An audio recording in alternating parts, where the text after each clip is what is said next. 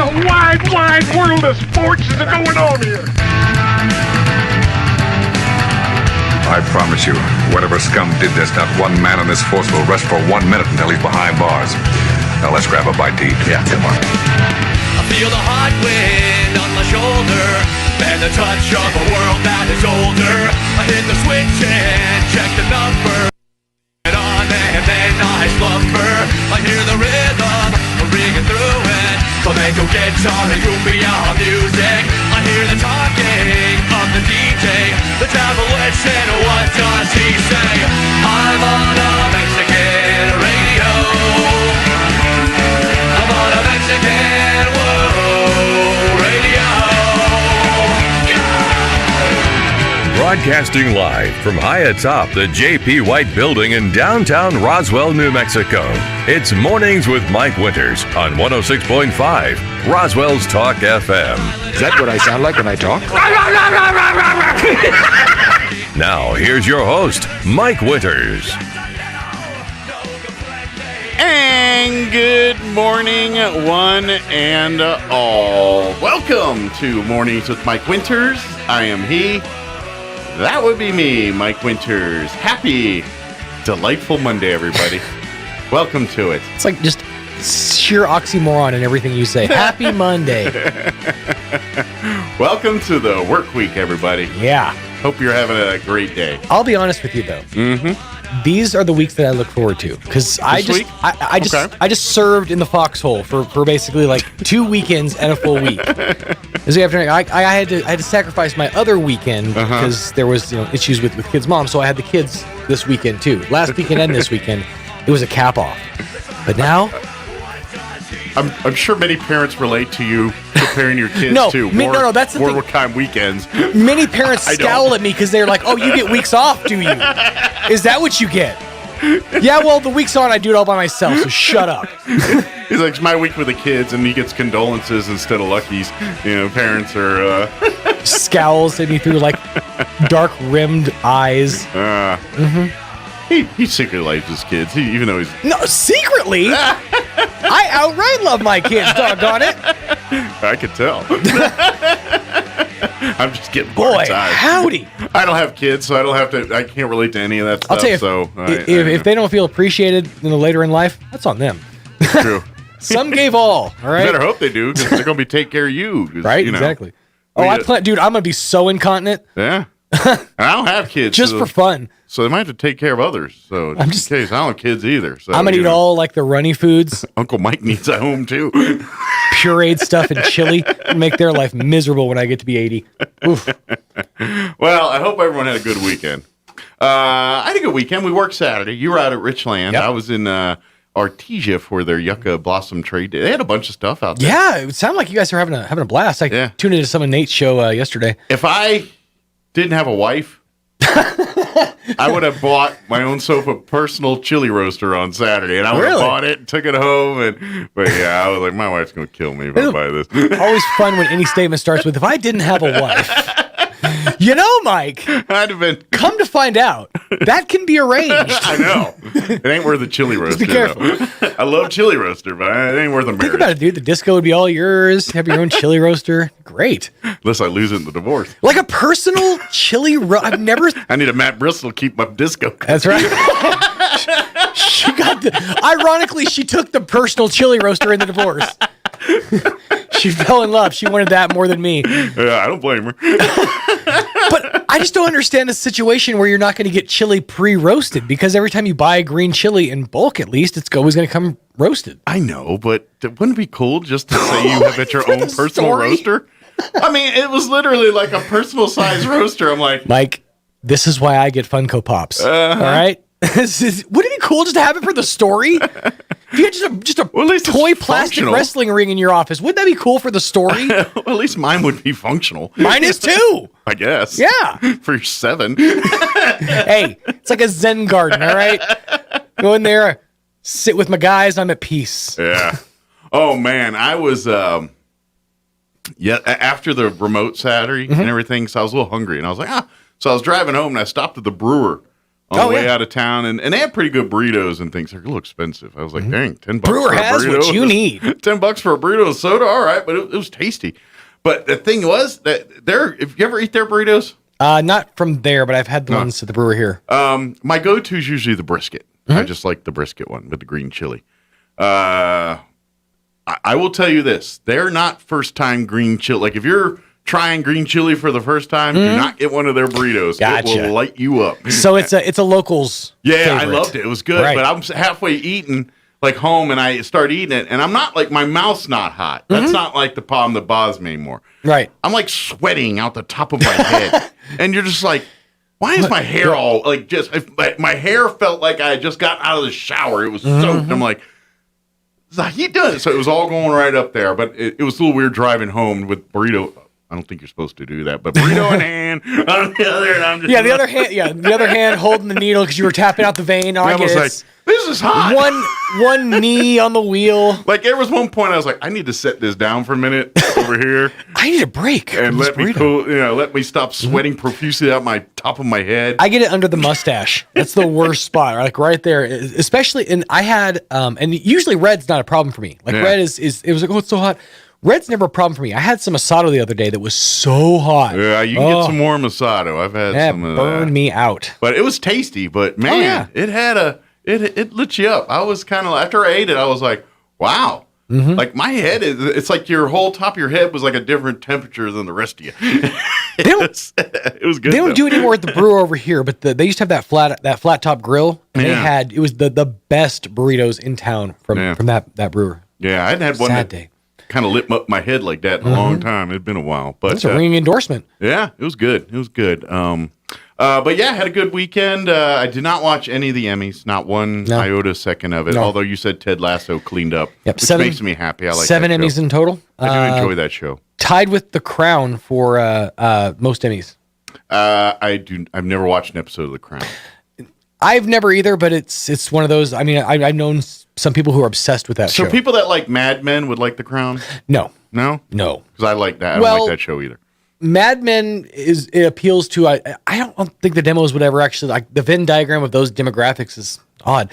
I don't know. It's people The Crown is talking specifically Britishy, sweet, hard, Mad Men. Oh, they talk like that too. I don't know. Mad Men. The show about advertising in the 50s? I never watched it. I have no idea. They all wear suits and talk like they're educated. They all talk like this. Like British people. No.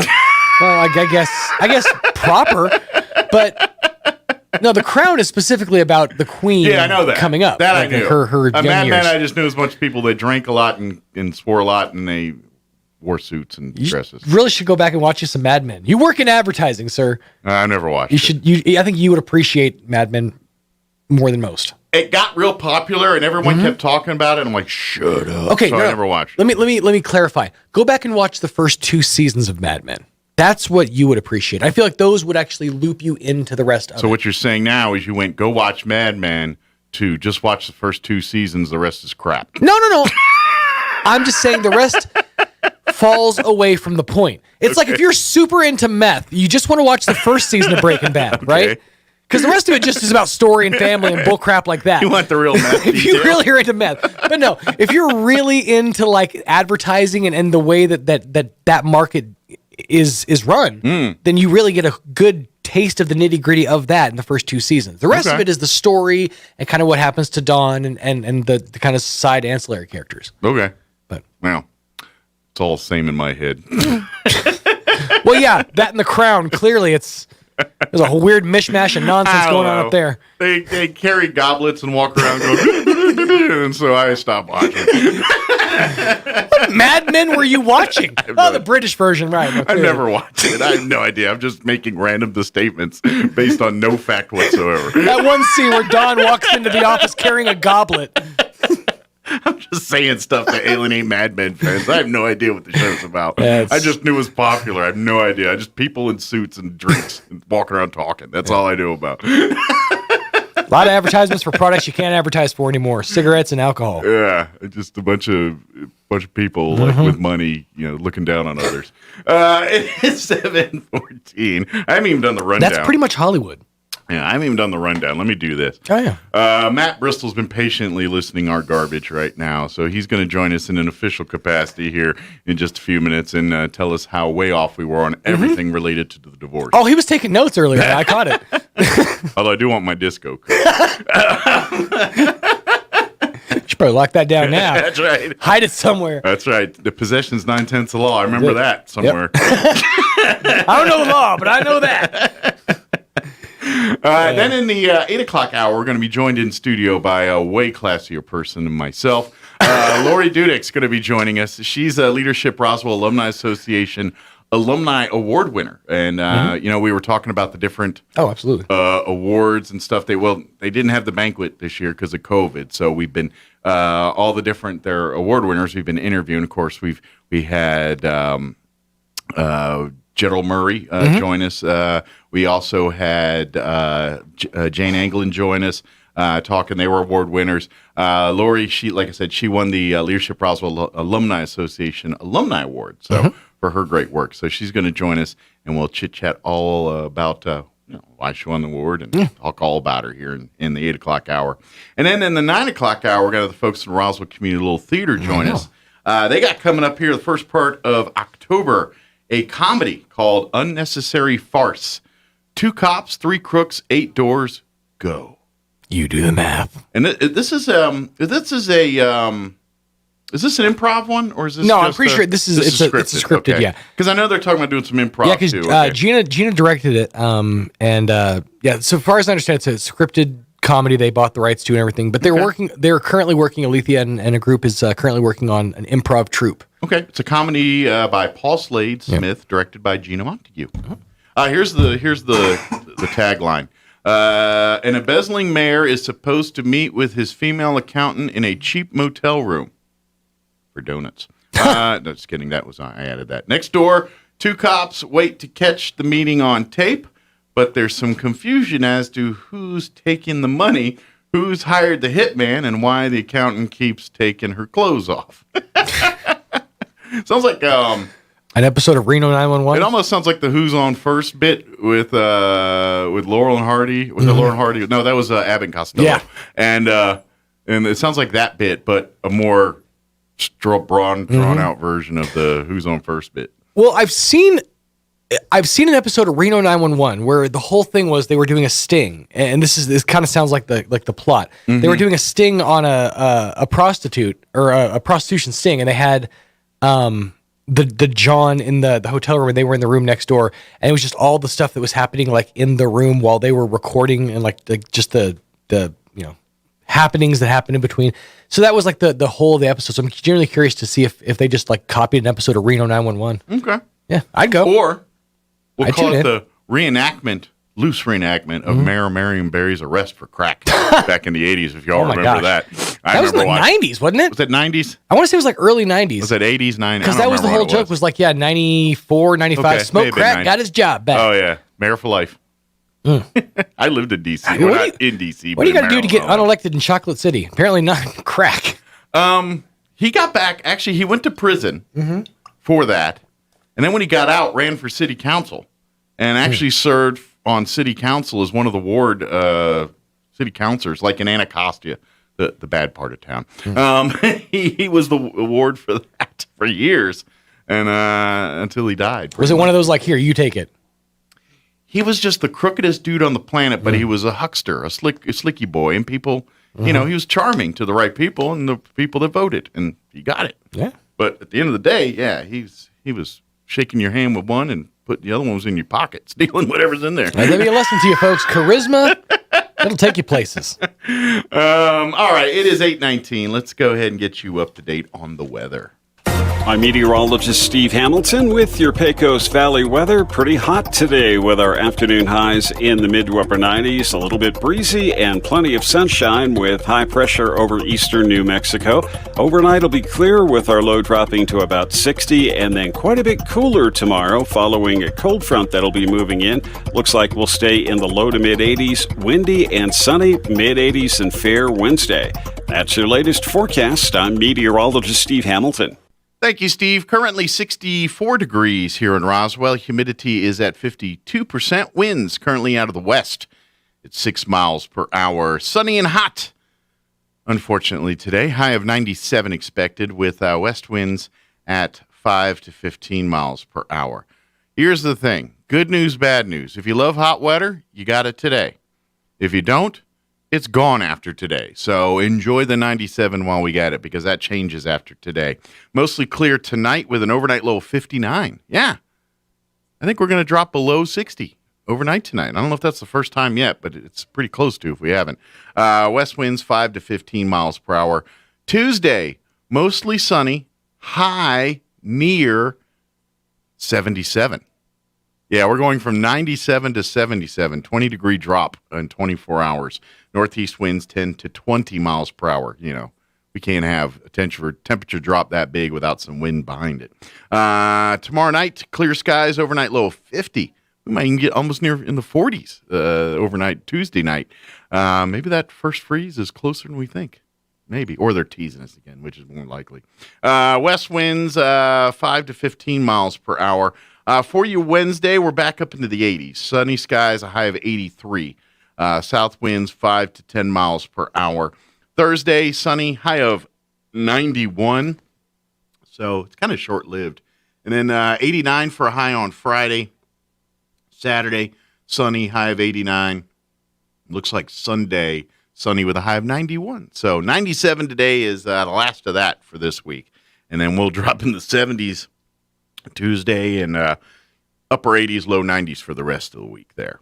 All right, 7:21, we're going to take a 3-minute break, 3 minutes and 13 seconds to be exact. Your Roswell Livestock Report with Smiley Wooten coming up here as well. And then stick around on the other side. We'll have Matt Bristol with Bristol Law Office join us, and we'll talk sound legal advice and unsound other advice. So don't go away. We'll be back. Good morning, this is Smiley Wooten at the Roswell Livestock Auction. A good September run this week with a nice selection of all classes of cattle, especially high-quality native calves, light yearlings, young and middle-aged pairs, and bred cows.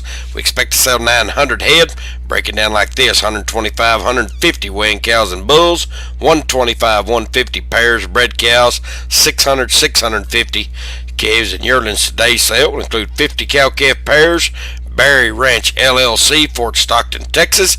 Excellent quality black white face Angus and Brangus cross cows with calves at side 200, 300 pounds out of high quality Angus bulls. These pairs 5 to 9 years old. Also 25 bred cows off the Barry Ranch, 4 to 9 years old.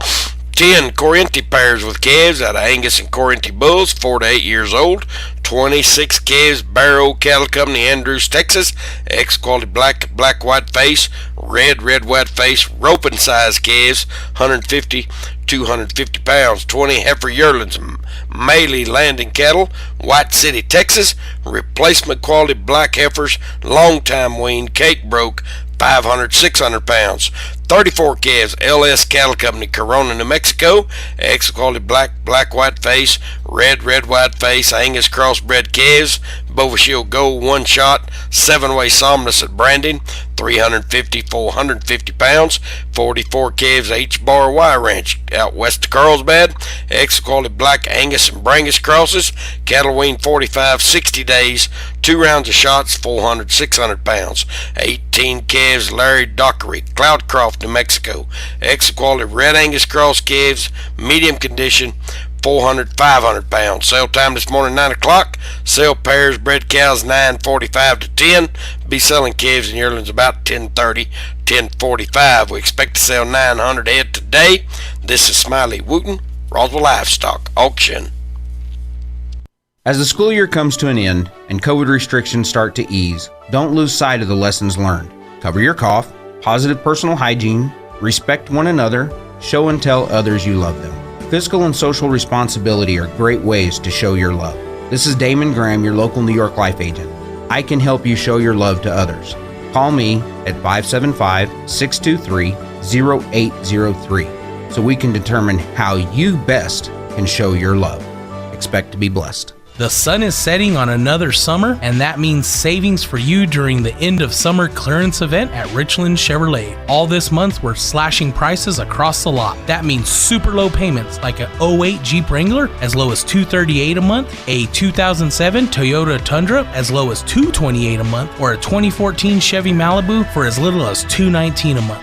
Don't let the sun set on these savings. It's on all September long, the end of summer clearance event at Richland Chevy on West 2nd in Roswell. Ride for the brand. We serve all New Mexico. If you think it's hard to take out a home loan, those rumors are wrong. It's not true. Contact Loan Officer Elliot Rodriguez, MLS number 41002 at CMG Financial, phone number 719-237-4680. At CMG Financial, we can help. Experience extraordinary with CMG Financial, every customer, every time, no exceptions, no excuses. CMG Financial is a registered trade name of CMG Mortgage Incorporated, MLS 1820. CMG Mortgage Incorporated is equal opportunity lender. To verify complete list of states licensed, visit www.mlsconsumersaccess.org. Equal fair housing is the right for everyone to have access to all housing opportunities without discrimination based on race, religion, national origin, sex, color, familial status, or disability. Here's a Mornings with Mike Winters fun fact. Ketchup was used as a medicine back in the 1930s. Mike uses ketchup to make friends. He doesn't have a lot of friends. Here's Mike Winters. And good morning. It is 26 minutes after 7 o'clock, and joining us in studio this morning for his monthly visit here, Matt Bristol with Bristol Law Office. Good morning. Good morning, Mike. How you doing? Doing great. How about yourself? Doing good. I was listening to you and Sean earlier, and you already have a chili roaster. It's called a barbecue. It's true. It's true. You can cook them outside in your barbecue. But you can't brag about a chili roaster if you do it on your grill. Well, that's, yeah. It's not as cool as the actual real thing. Sure, and you can't roll it around and get that whole thing going. So, but, you know. Good stuff. It is. But for folks that aren't familiar, Matt joins us here once a month, and we talk sage legal advice, just good information for folks to hopefully keep in their back pocket if these different scenarios and things. Because honestly, if you're kind of living life the way most of us do, and you hit those certain milestones, odds are pretty good you're going to run across some of these scenarios and things we discuss. Absolutely. As you progress in life. So hopefully not all of them. Hopefully you're not worrying about divorces and things like that. Hopefully not. But life happens, and you got to deal with them as they come. Absolutely. And so today is kind of a weird segue. All right. So I've been helping Troop 7. And okay. That's an all-female Boy Scout troop. Yes, that was our first all-female group here in Roswell. Uh-huh. And Troop 149 with their personal financial management merit badge. Ah, nice. Yeah, so it's been kind of fun. It's a 13-week merit badge. And they have to keep a budget for 13 weeks. Okay. So we're kind of working with them on how to do that. Sure. And then, on my CNN or CNBC stuff this weekend, I saw that Britney Spears is getting a prenuptial agreement. So is she getting remarried? I'm not up on my celebrity news here. Last I'd heard about her, she was fighting in court to get her basically financial independence back. Right. She's fighting the guardianship and conservatorship. Mm-hmm. So a guardianship of the person and a conservatorship of the estate or the assets. Mm-hmm. So that's a good question. What does nuptial mean anyway? So a nuptial is basically the wedding night. Gotcha. So a prenup is before the wedding night, and a postnup is after the wedding night. So a prenup, I think, is good for a lot of people. And even though, most people, when we get married, we don't have anything except it all fit in the car, right? Sure, for the most part, yeah. Yeah. Yeah, some of us are a little more organized than others. I mean, especially your first go round. Hopefully your only go round, but for some people, their first go round. And so most people don't have anything of value, and they say, "Well, why do I need a prenup if I don't have anything of value?" Yeah. And the reason is because it causes conversation. Mm-hmm. Most people don't talk about money, but if you talk about at least prenup in general, at least now you're talking about, well, how are we going to pay this bill? Who pays that bill? Do we divide them up? Sure. Do we split everything in half? Do we have a year's mine and hours account where the household account pays certain bills? And if so, how much does each person contribute? Sure. Is it based on dollars, percentage of income? So it gets people talking about money and how to handle the money. Sure. Well, I think, well, obviously when most people, if you go up to most people and say, what is a prenuptial agreement, they're going to tell you that in the event of divorce, that protects assets and things like that. But in reality, that's just one of the symptoms of it. It really is just an agreement, a discussion, or a legal document basically deciding who's responsible for what in the marriage and what happens after the marriage, when and if this thing. And so we always think it's protecting assets, but that's not really the full scope of what a prenuptial agreement is. It's more of just hey, this is just us deciding what our contract is for the marriage, so to speak. Yeah. And so, a lot of people say, well, but gee, a prenup is planning for divorce. And the answer is no, not necessarily. Yeah. It's as you say, people have talked about and talked through a contract of, well, how are we going to pay what bills and who's going to be responsible for them. Sure. And so, it kind of gets a negative connotation there. It's like, because like you said, as soon as you ask your partner, hey, we should do a prenuptial agreement, they're like, why? You think I'm going to divorce you? You don't trust me? I mean, all of those questions come out. But if you look at from what it really is versus what we all think it is, then you're like, okay, now this seems like a more smart way to go into a marriage. So you really have to unlearn what you think a prenuptial agreement is before you can fully understand what it does and how it protects you. Well, also, if we remember from our previous conversations about marriages, is a marriage is like a business partnership, and any bills your partner runs up, you're liable for. So a prenup can address that and can say, Mike, any credit card debts you run up are your debts, and they're not my debts. They ain't going to be responsible for them. Sure. Now, does that protect you from creditors and things? Like, say this goes south and everything, and in the prenup, it's on you for these. When it comes to credit ratings and reports like that, because you're still married, does that still affect that, or does that give you some kind of protection there from credit reports and credit scores and bankruptcy and issues like that? Well, on credit scores, the answer is I don't know. Okay. Now, creditors, the banks that issue the credit cards. So the bank initially is going to say, well, you're a married couple, the spouse is liable. And then that's when you pull up the prenup and say, well, no, I'm not. And my spouse was running up the credit cards, was supposed to have told you it was their sole and separate debt. Gotcha. And if they didn't do that, I'm sorry, but that's on them. That's not on me. Gotcha.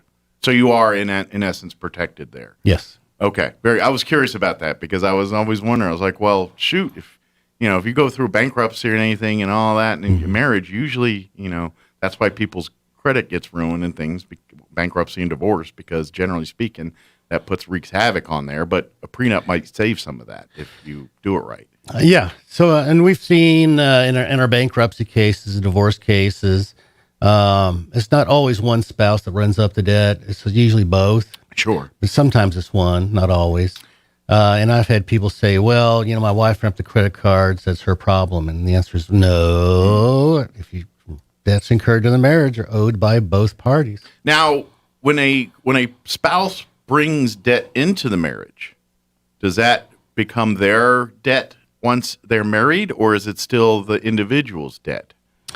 Well, so whether a debt or an asset is community property or sole and separate property depends on the date of acquisition. Okay. So we look at the date of acquisition. And so if the student loan debt was acquired pre-marriage, then it's sole and separate. Okay. That's the question. So once you get married, you're not on the hook for your spouse's $50,000 student loan or whatever.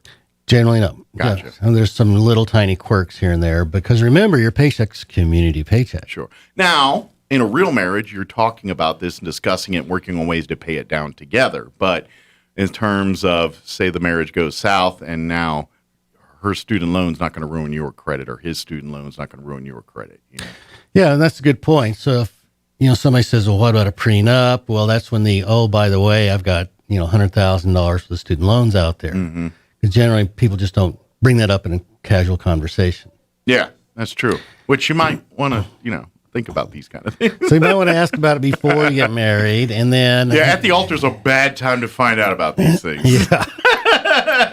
and then the next question is, and how are you planning on paying that off? Sure.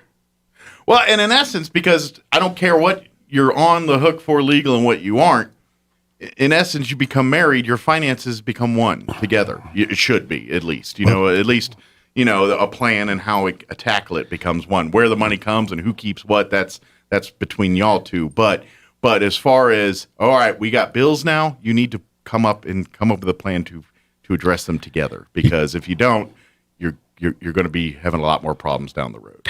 Well, and the other issue people need to discuss and think about is, so Mike and Matt get married. Mike's got $100,000 in student loans. So we spend the next 10 years working very hard, paying off the debt, and Mike wants a divorce.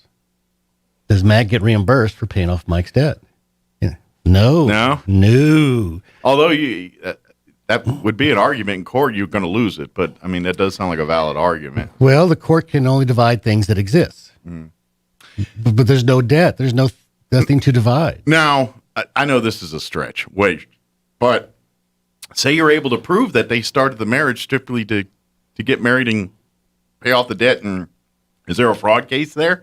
Or is that pretty reaching for straws there? Well, it's pretty reaching for straws because it's going to be he said, she said. Unless you have actual evidence to prove it, like they wrote in a diary or something they plan to do this. I don't know. Yeah, but the court can only divide things that exist. Sure. And when a debt is paid off, no thing exists to divide. Yeah. And I've seen that in divorce, where the divorce process is going on, and one spouse says, "Well, I'm just going to pay off my future former spouse's credit card debt because I don't want my credit ruined." Mm-hmm. So they pay off the $15,000 in credit card debt and say, "I want credit in a divorce," and the answer is, "There's no thing to divide once you paid that debt off." Yeah. It's kind of, I guess, once the barn door's open, you can't, you can't close it and expect the cow to show up or hang out. Yeah. So hopefully a prenup would have that kind of discussion of, well, gee, what kind of bills do you have out there? Sure. How much debt do you carry? Let's unravel that web and see what's going on here. Sure. Also, the conversation is going to, somebody a spender, somebody a saver. I've had clients who say, well, I don't want to save my money. I want to spend it while I'm young enough to enjoy it. And that's fine. That's their choice. Mm-hmm. But what if the other spouse is a saver? Says, no, I want to save for retirement. So they may want a prenup that says, well, if I'm saving for retirement, it's all mine. Gotcha. If we divorce, you don't get this. You don't get it because you've chosen not to save for retirement.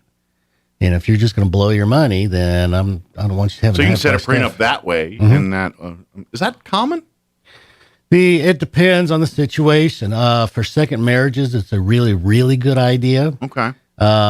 Because if you've got children from the first marriage and that money, you don't want to, whatever new family comes in, you don't want to create the problem of the money that was scheduled for the old family gets, that's a whole week. Yeah, your child's inheritance goes to the second wife and then goes to her children. You want to, that's the stuff of, nightly TV shows, to be honest. So. There you go.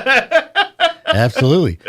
So a prenup or even a postnup. Mm-hmm. So in a second marriage, a prenup can divide, say, well, what's pre-marriage is sold separate, but also future income and future assets are sold separate, or community. Gotcha. So even if you have a prenup agreement that says all future income is sold separate, future assets are sold separate, you can still own the house as a couple. Mm-hmm. You can still have a joint bank account. You can still list your spouse as beneficiary on the life insurance. I mean, you can still do all that. Sure. Let me ask this. Like you're saying, you're talking about prenups and postnups and things like that. Is it relatively easy? Obviously, before you get married, you establish a prenuptial agreement. You get it in place. Whoop-de-doo, you get married. You're having your marriage, and it's great. 5 years into the marriage, goals and things change, and you want to alter the prenup. Obviously, you can't do a new prenup because now you're married, so it's going to be a postnup thing. But is it relatively easy to null and void things in a prenup in a postnup later, or is that very difficult to do? As long as the parties agree. Sure. I mean, assuming agreeing parties, is it pretty routine thing? Or? Yeah, parties to a written contract can agree in writing to modify that contract. Okay. So that's a pretty easy thing to do. Okay.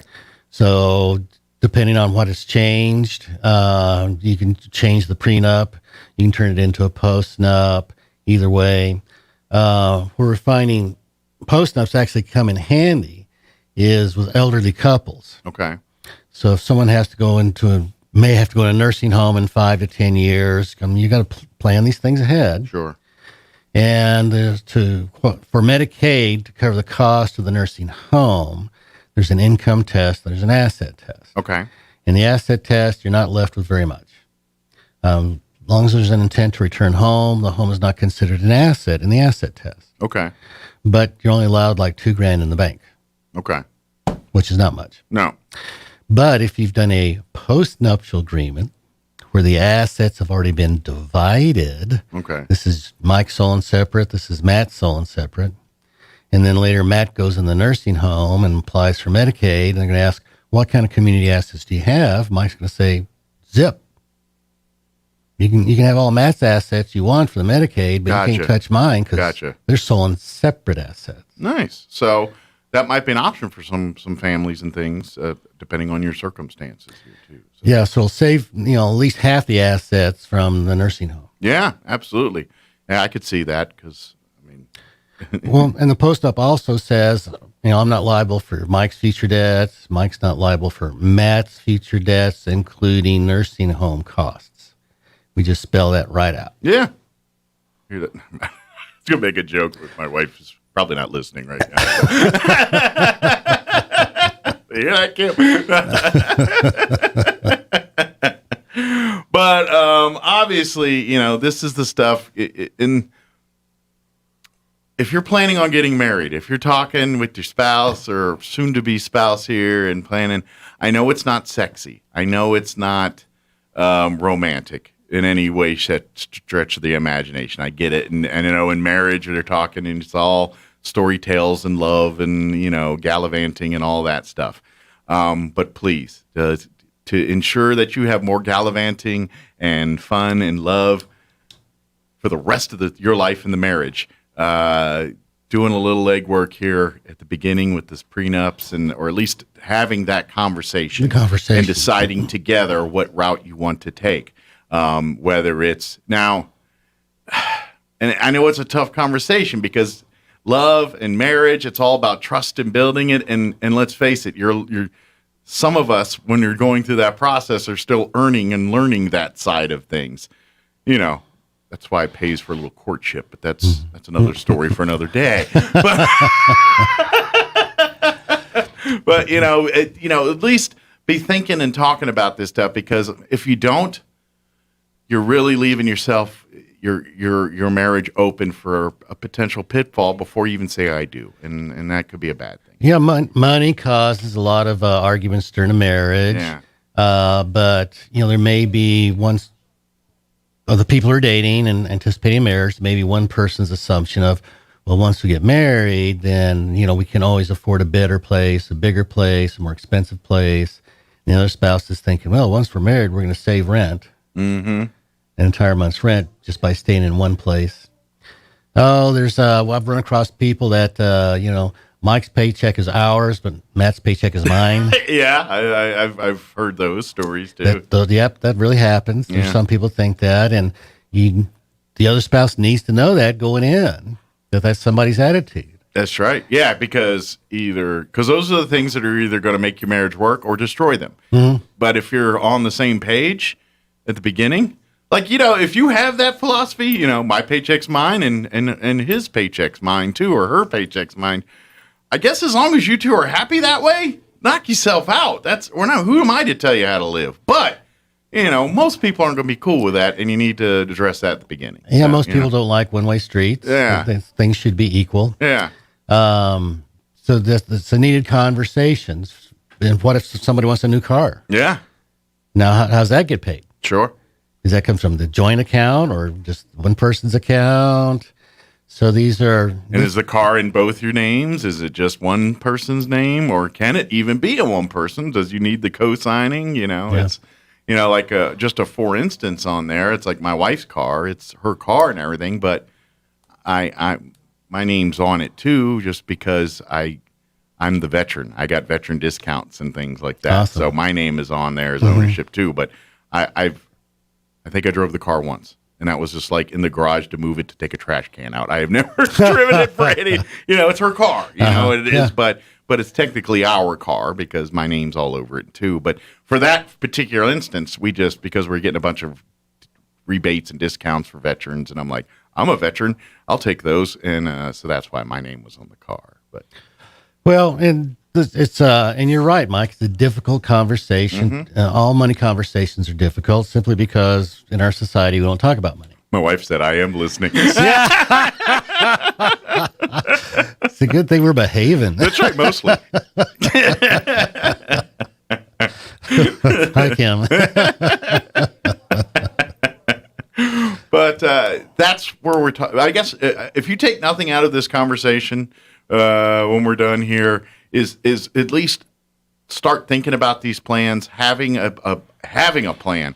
If you're in that part where you're dating and courting and about to, marriage is a thing that you're talking about, or maybe you're on that path already to get married, or maybe you're just getting married and you're like, now what? Prenup's obviously a little bit tricky to do once you're married, but we can talk postnups and all those kind of things too. So. Well, even if you are married, I see a lot of young couples, they got student loans, they get the big house, they start having kids, and it's like, how are we supposed to save money? Sure. Well, you should have done that in a different order. Sure. For one thing. Yeah. You should have thought about that before you did all that. Sure. And planned it out a little bit better. Let me ask, and this is kind of in the vein, but a little different. What recourse does a spouse have? Say they fall in love, get married, and all that. Then they found out that their spouse is like $1 million in debt and is about to suck them in some kind of hole here, financial hole. Is there any recourse for that? I know ignorance is not necessarily protection from the law here, but if you got blindsided by a spouse and then found out they got all these money problems after you got married, is there any protections there for you, or are you pretty much out of luck here? Well, you have to remember there's love and there's money. Yeah. And money's business. You have to treat business like business. Sure. So the pre-marriage debts are sole and separate debts. So if the husband has student loans, credit cards, repossessed car, whatever, pre-marriage, those are still his sole and separate debts, and the wife's not liable for them. So the only part that this person is, in essence, screwed on is trying to get new assets. Because obviously, if you're together, unless you're buying the house outright in your name only, with that joint credit with them, and then I'm sure there's no way you're getting joint credit for anything if they're in debacles and you're pretty good. Well, that's one of those things where the wife complains, I didn't know about all the pre-marriage debt. And it's like, well, did you ask? Yeah. Yeah, some of it's on you. If you're dumb enough to even have that conversation before you get married, maybe you deserve some of these things on yourself. If you're not willing to at least ask the protect question. yourself and do something for yourself on these things. So that's part of the discussion is how much debt does a person carry? Is there any debt? Are there student loans? What's the plan for paying those off? Do we pay off the student loans first and get the house second, kind of stuff? So that's part of the whole conversation of, how are we going to afford what and what percentages? Could that be grounds for an annulment?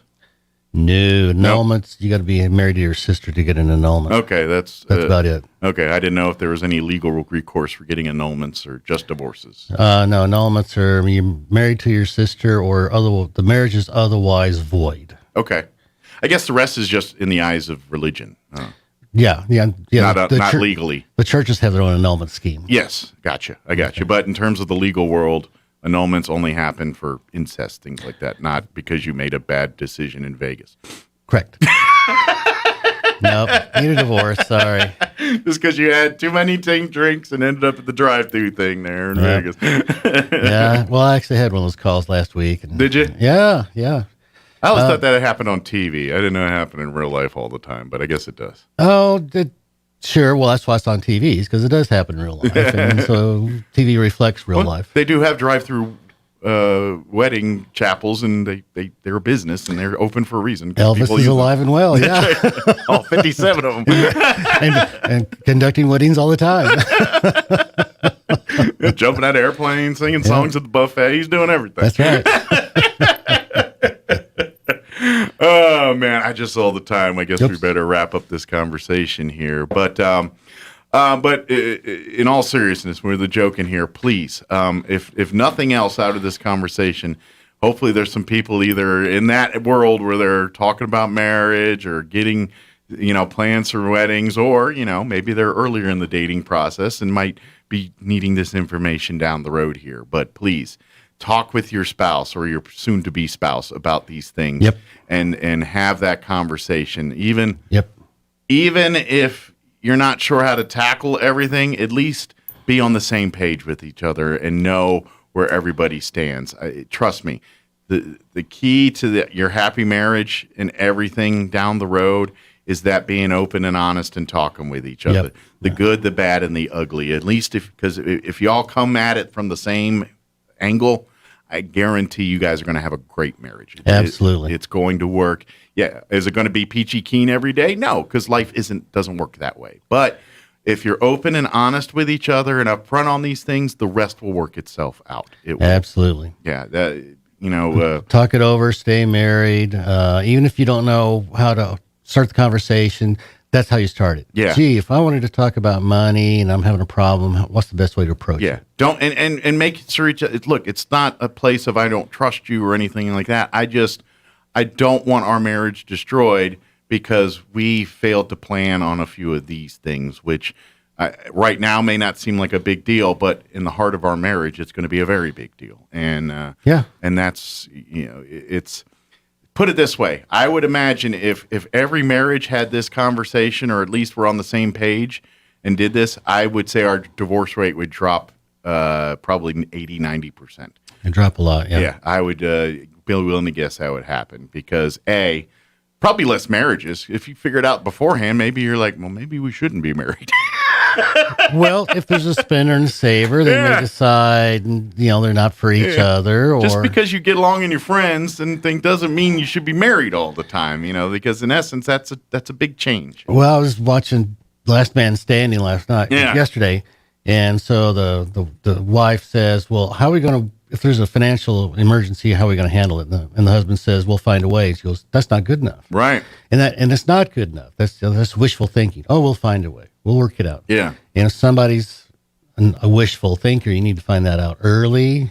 If somebody really can't plan, doesn't have a concrete plan, you need to know that early. Yeah, exactly. Well, sometimes you need the yin and yang. You both can't be wishful thinkers. You can't, because you're both going to be waiting a while. Yep.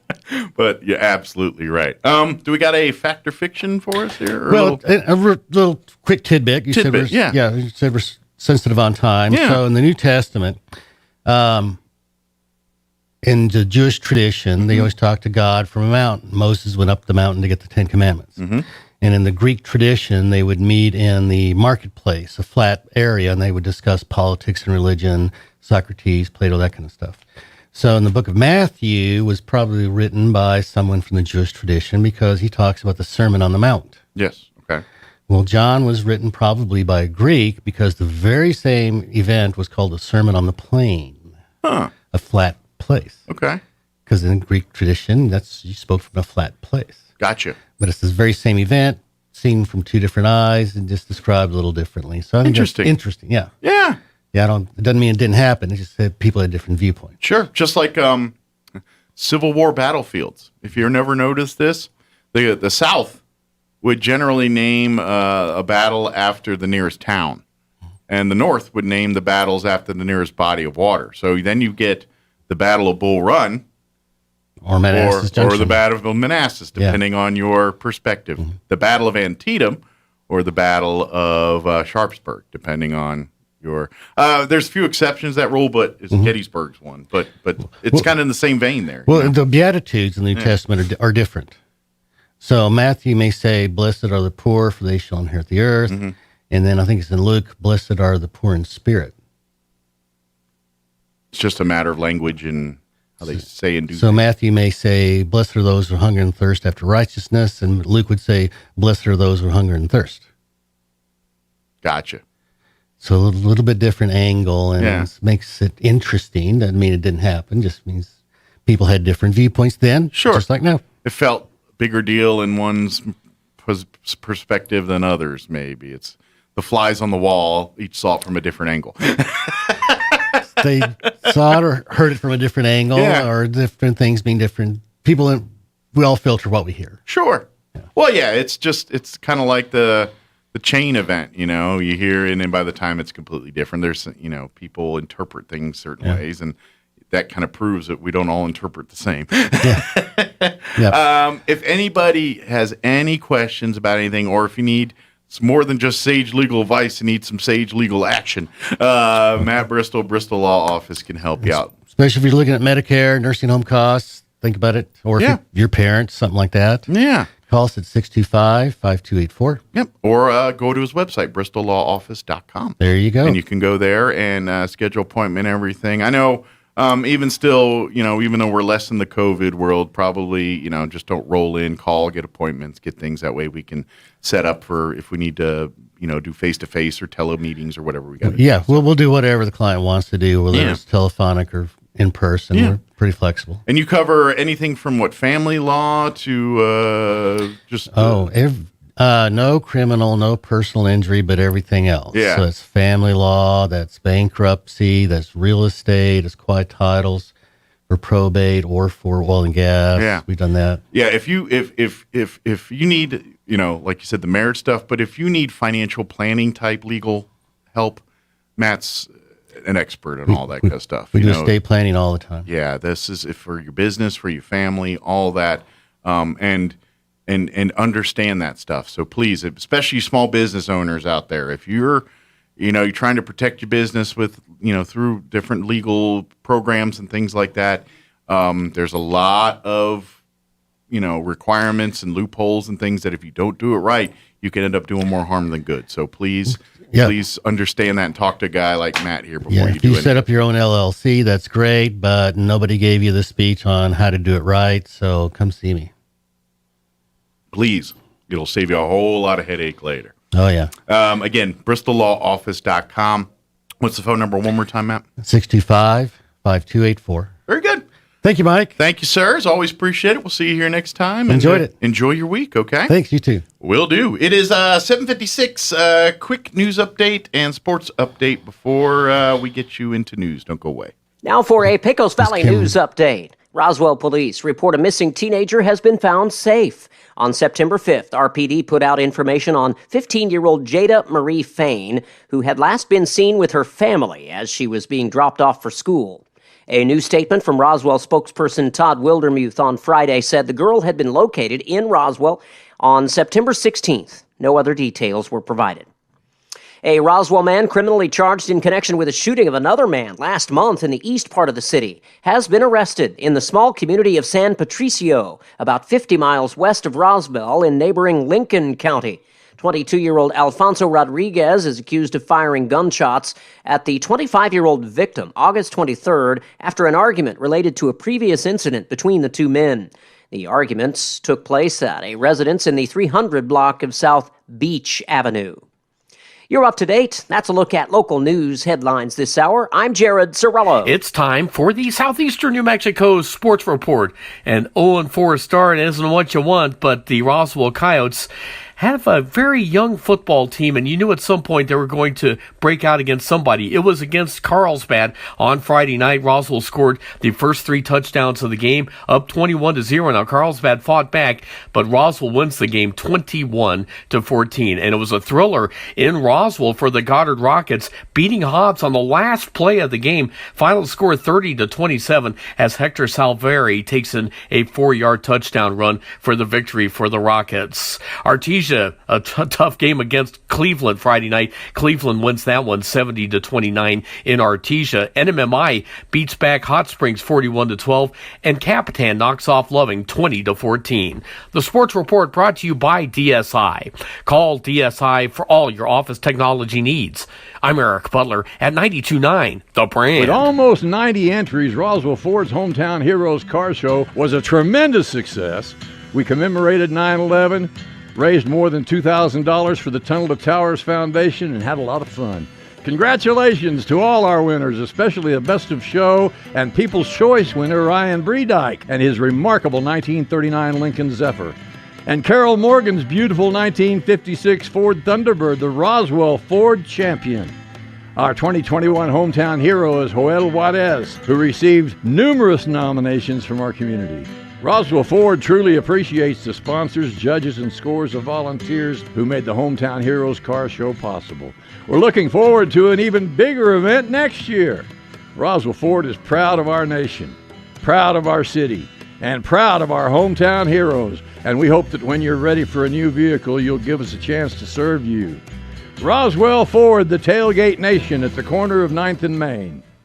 The great one, Mark Levin, is now in Roswell on 106.5 KEND Roswell. Breaking news this hour from townhall.com. I'm Greg Clugston in Washington. Pfizer will soon be seeking authorization of its COVID-19 vaccine for children ages 5 to 11. The company's senior vice president, Dr. Bill Gruber, says testing showed that the lower dose vaccine is safe and effective. We measured the ability of antibody from the children that were vaccinated to kill the virus and how well that matched up to antibody from 16 to 25-year-olds. And it matched very closely. The U.S. military says it has completed an effort to vaccinate more than 8,800 evacuees from Afghanistan against measles, mumps, rubella, and chickenpox at 2 sites in Germany. Earlier this month, U.S.-bound flights of Afghan evacuees were halted after discovering a limited measles outbreak. The U.S. is flying Haitians back home in response to a massive immigration and humanitarian problem along the southern border. Over the weekend, the U.S. began flying illegal Haitians camped in Del Rio, Texas, back to their homeland and started blocking others from crossing the border from Mexico in a massive show of force, signaling the beginning of what could be one of America's swiftest large-scale expulsions of illegal migrants or refugees in decades. 3 flights left Sunday, and Haiti said 6 flights were expected Tuesday. In all, U.S. authorities moved to expel many of the more than 12,000 illegal migrants camped under a bridge in the border city.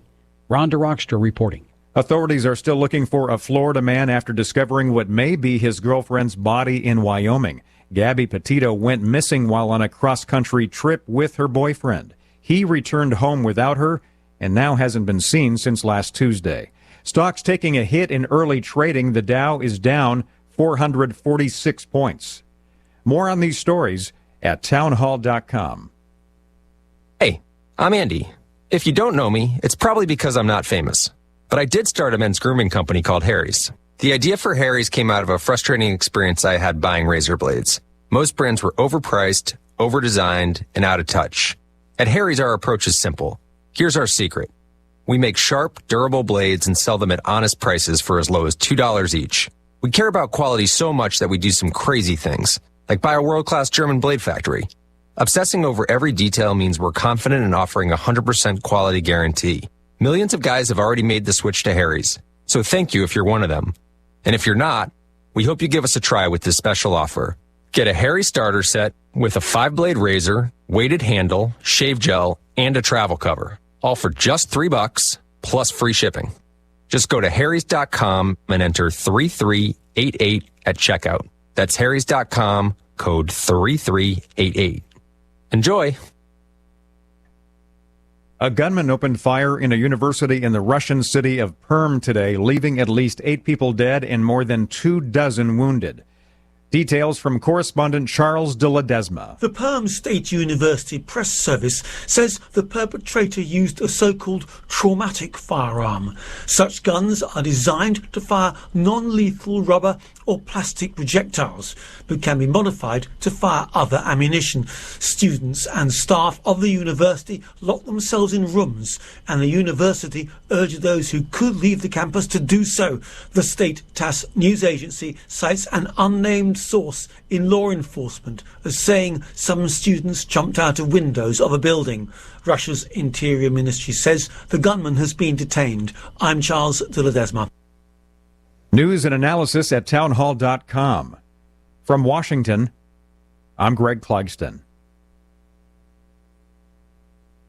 The Federal Reserve this week will deliver an update on the economy and interest rate policy following a 2-day meeting of policymakers. Economists have been expecting that the central bank could announce plans after the meeting to begin reducing the Fed's $120 billion monthly bond purchases, which are helping to lower long-term interest rates. Now, analysts say that's less likely because of data showing the economy created only 235,000 jobs in August. The slowdown occurred after gains averaging around 1 million per month in June and July. Correspondent Jeremy House. China has set new rules limiting the amount of time kids can spend playing online games. They're allowed 1 hour of games a night for a total of 3 hours per week. The new rules are part of a campaign to ensure that youths are not spending too much time on entertainment that could potentially be unhealthy. More on these stories at townhall.com.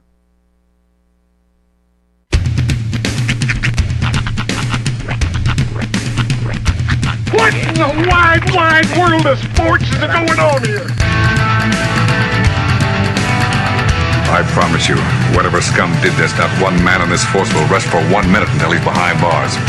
Now let's grab a bite to eat. Yeah, come on. I feel the hot wind on my shoulder and the touch of a world that is older. I hit the switch and check the number. I leave it on and then I slumber. I hear the rhythm ringing through it. Flamenco guitar and cumbia music. I hear the talking of the DJ. The travel listen, what does he say? I'm on a Mexican radio. I'm on a Mexican radio. Broadcasting live from high atop the J.P. White Building in downtown Roswell, New Mexico. It's Mornings with Mike Winters on 106.5 Roswell's Talk FM. Is that what I sound like when I talk? Now, here's your host, Mike Winters. And good morning. It is 6 minutes after 8 o'clock. Welcome to hour number 2. The deuce! Mornings with Mike Winters, right here on 106.5 Roswell's Talk FM. Happy Monday. Mm-hmm. Good Monday to you. Yeah, I'm trying to put my best into the Mondayness of it all. I'm wearing my lucky tie-dye shirt, you know. Yeah. Mm-hmm. You know, to be honest, as Mondays go, other than the initial, I got to get up and do everything, once you're there, yeah, it's usually not the worst of days. No, I mean, honestly, unless something goes wrong to turn it belly up, then it gets... Because most people on Mondays aren't very motivated to do stuff, so they kind of just like, but then Tuesday, boy, howdy. Everyone's like, you know what, I need to get going now. I'll tell you what motivates somebody. Waking up 3 minutes before you're supposed to be at work. That'll get you up. You're in the karate stance. You're like, where are my clothes? I think you, Sean... You're taking a horse bath in the sink. I think you, Sean, should go back and watch Back to the Future Part 1.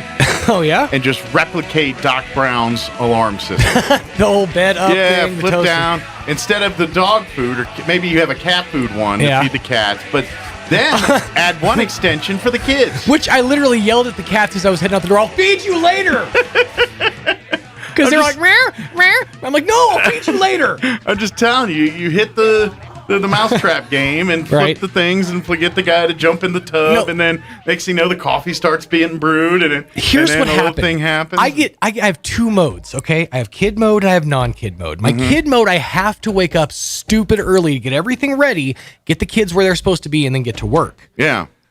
I forgot to set my alarm to non-kid mode, which means I could wake up at like 5:20 and be fine. Yeah. 4:45 is usually my set time that I have to wake up when I have the kids. So my alarm went off at 4:45 this morning. I looked at it and said, I got a few minutes. I didn't have a few minutes. I had a few minutes. I didn't have as long as it took. I will give you the sage advice of my Native American friend who is named after his. Please, do it like this. 2 alarms.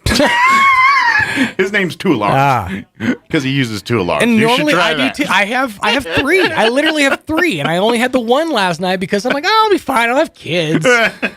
I set the alarm. I just didn't have the forethought to set it the right way. That's all that is.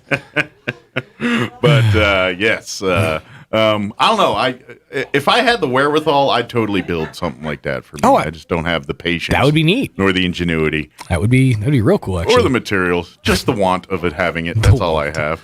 And to be honest, if I had no job to be honest, I would not need an alarm to build that alarm, because the only way I'd build that alarm and be able to do that is not requiring an alarm to get up at any time for anything important anyway. Here's the thing.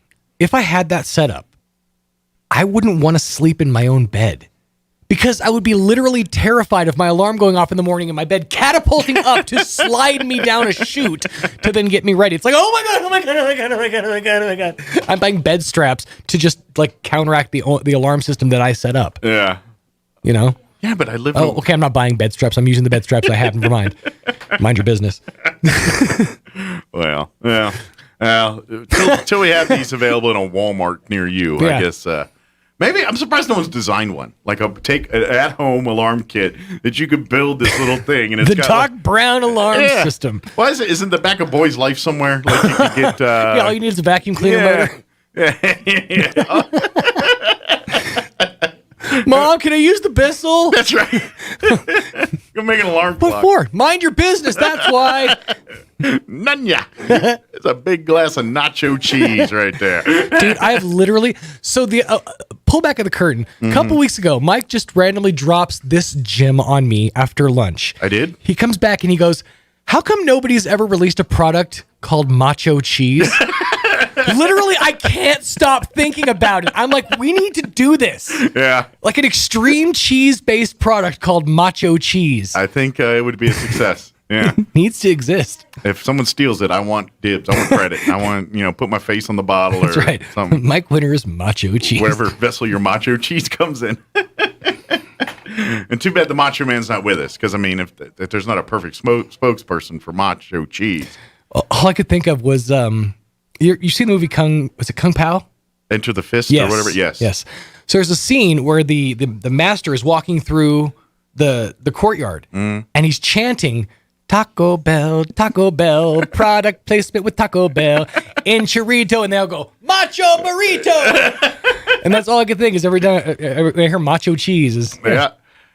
So simple. I love that movie. It's so perfect. Okay, now this is the joy of owning DVDs, kids. You'll never know this joy. Kung Pao Enter the Fist is the greatest DVD to own, and I will tell you why. Okay. It features 2 versions of the movie. All right. You get the original theatrical version with all the dubs. And then what you get is a second version of the movie where the dubs have been removed. Oh, wow. Why that is significant is this, because the movie is an amalgamation of a 1970s kung fu flick that is in Chinese, but also Bob Odenkirk, or no, I'm sorry, not Bob Odenkirk, Steve Odenkirk? I'm not sure the guy's name. Anyways, him doing his best to look like he's speaking another language, but he's literally just saying gibberish. So like there's a whole scene where he's like going off to this character and like the it's like a dramatic scene, but it cuts to him like what he's actually saying, and it's like peaches and cream, cabbage and crab dip, nachos and cheese. And then he looks at somebody and he goes, I'm somebody's mommy. It's the greatest way to watch that movie. I will find it, I will bring it in and loan it to you because you need to experience this. I would like to peel back that curtain to take a gander. It is so good. All right. It's magic. Add that to the bucket list. That's right. Things to do. I should do the rundown, I guess, for this hour. Probably do that. Kung Pao steak. No. I know way more about that movie than anyone should.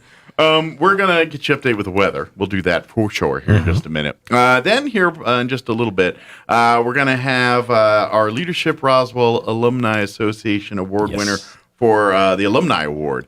Lori Dudek's going to be joining us here. Also, I saw Elaine Mayfield's here too. So we'll chit-chat with her. And, of course, we'll talk about the award. We'll talk with Lori and talk all about her and everything. But yeah, basically what happened is Leadership Roswell Alumni Association do their awards banquet every year, and they have a big dinner where they honor some great people in our community. And unfortunately, with COVID and stuff, we weren't able to have the dinner part, but they did have the awards and everything. So your steak is in the mail. So we're honoring them, as best we can right now. So of course we had General Murray join us talking. He's the Lifetime Achievement winner. We just had Jane Anglin last week. She's your outstanding community leader.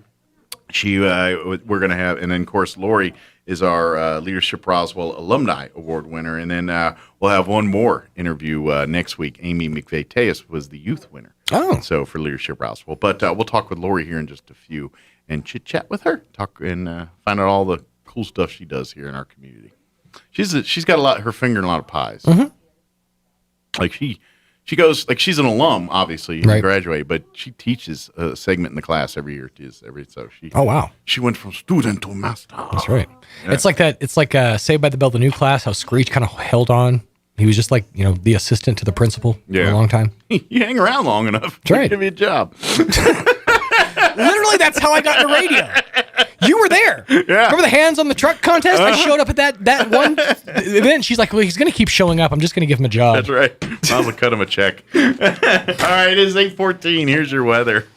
I'm meteorologist Steve Hamilton with your Pecos Valley weather. Pretty hot today with our afternoon highs in the mid to upper 90s, a little bit breezy and plenty of sunshine with high pressure over eastern New Mexico.